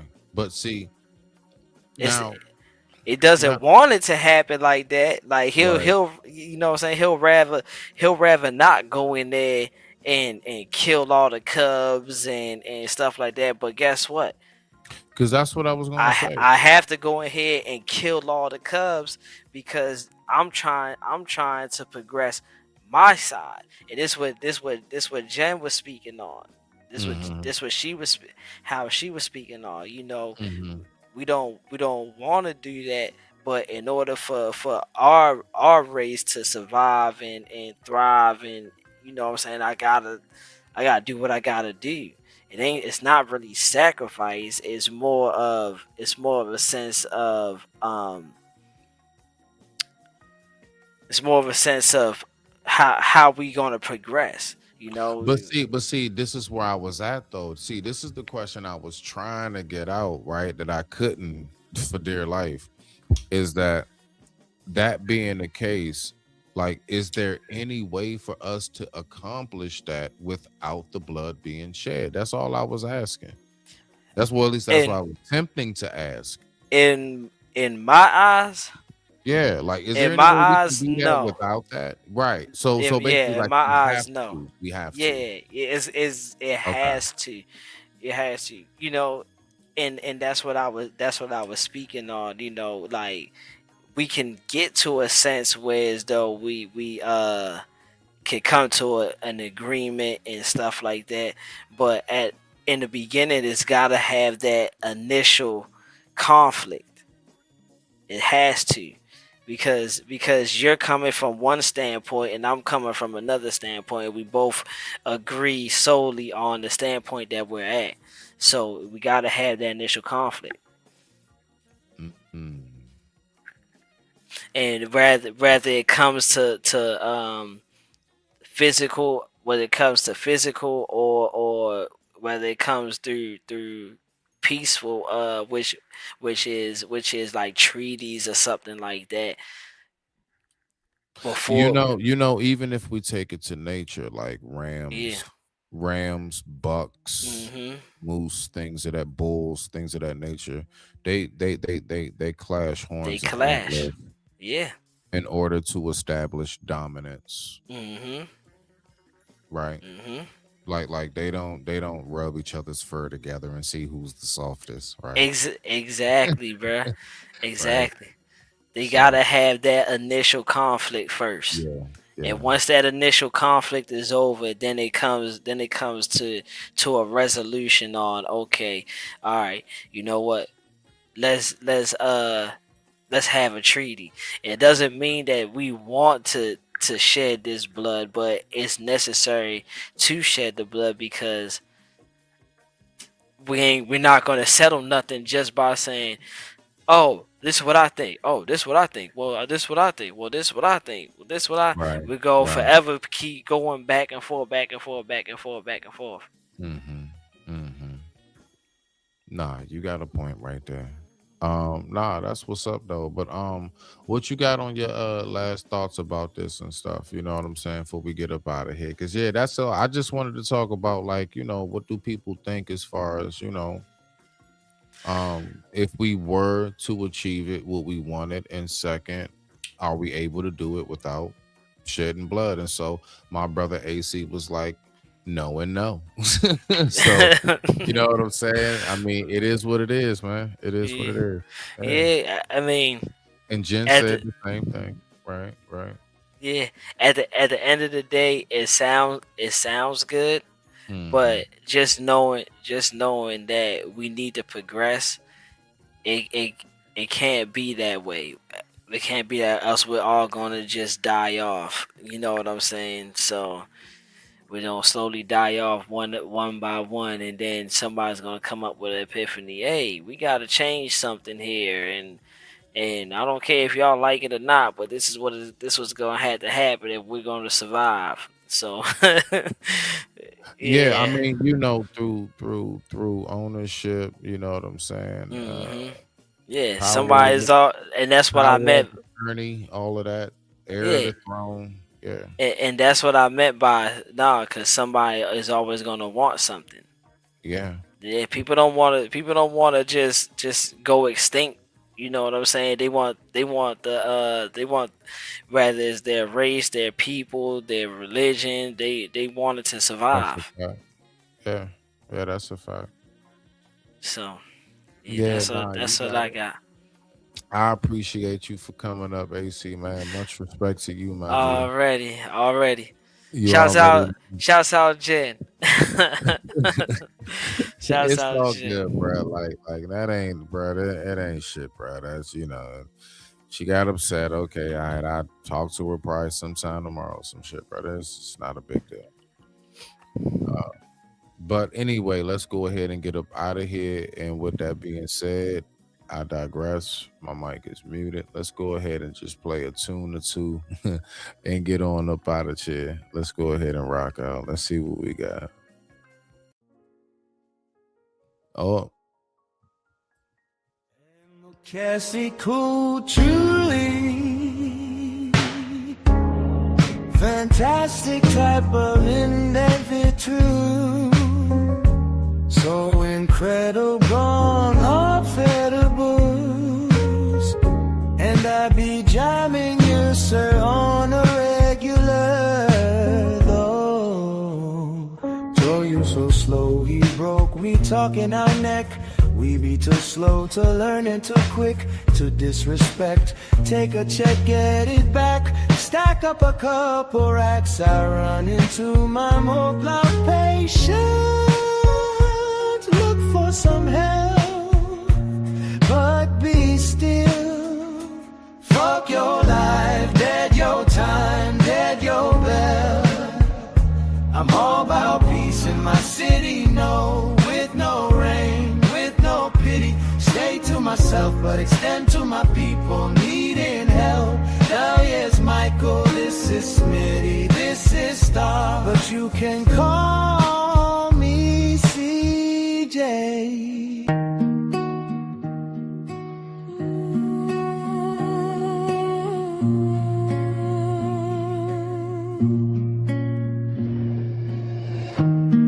We fly high like dragons in the sky. Go, go, go.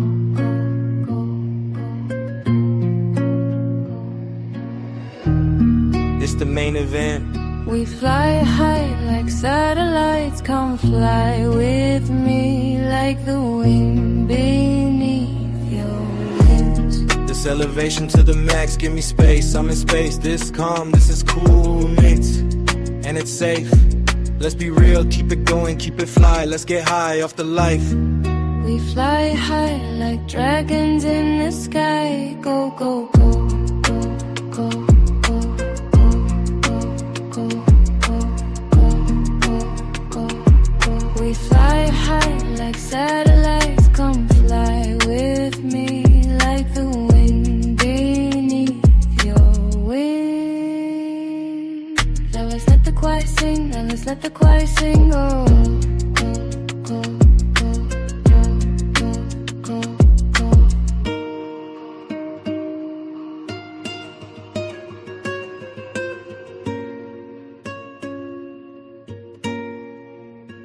Now let's let the choir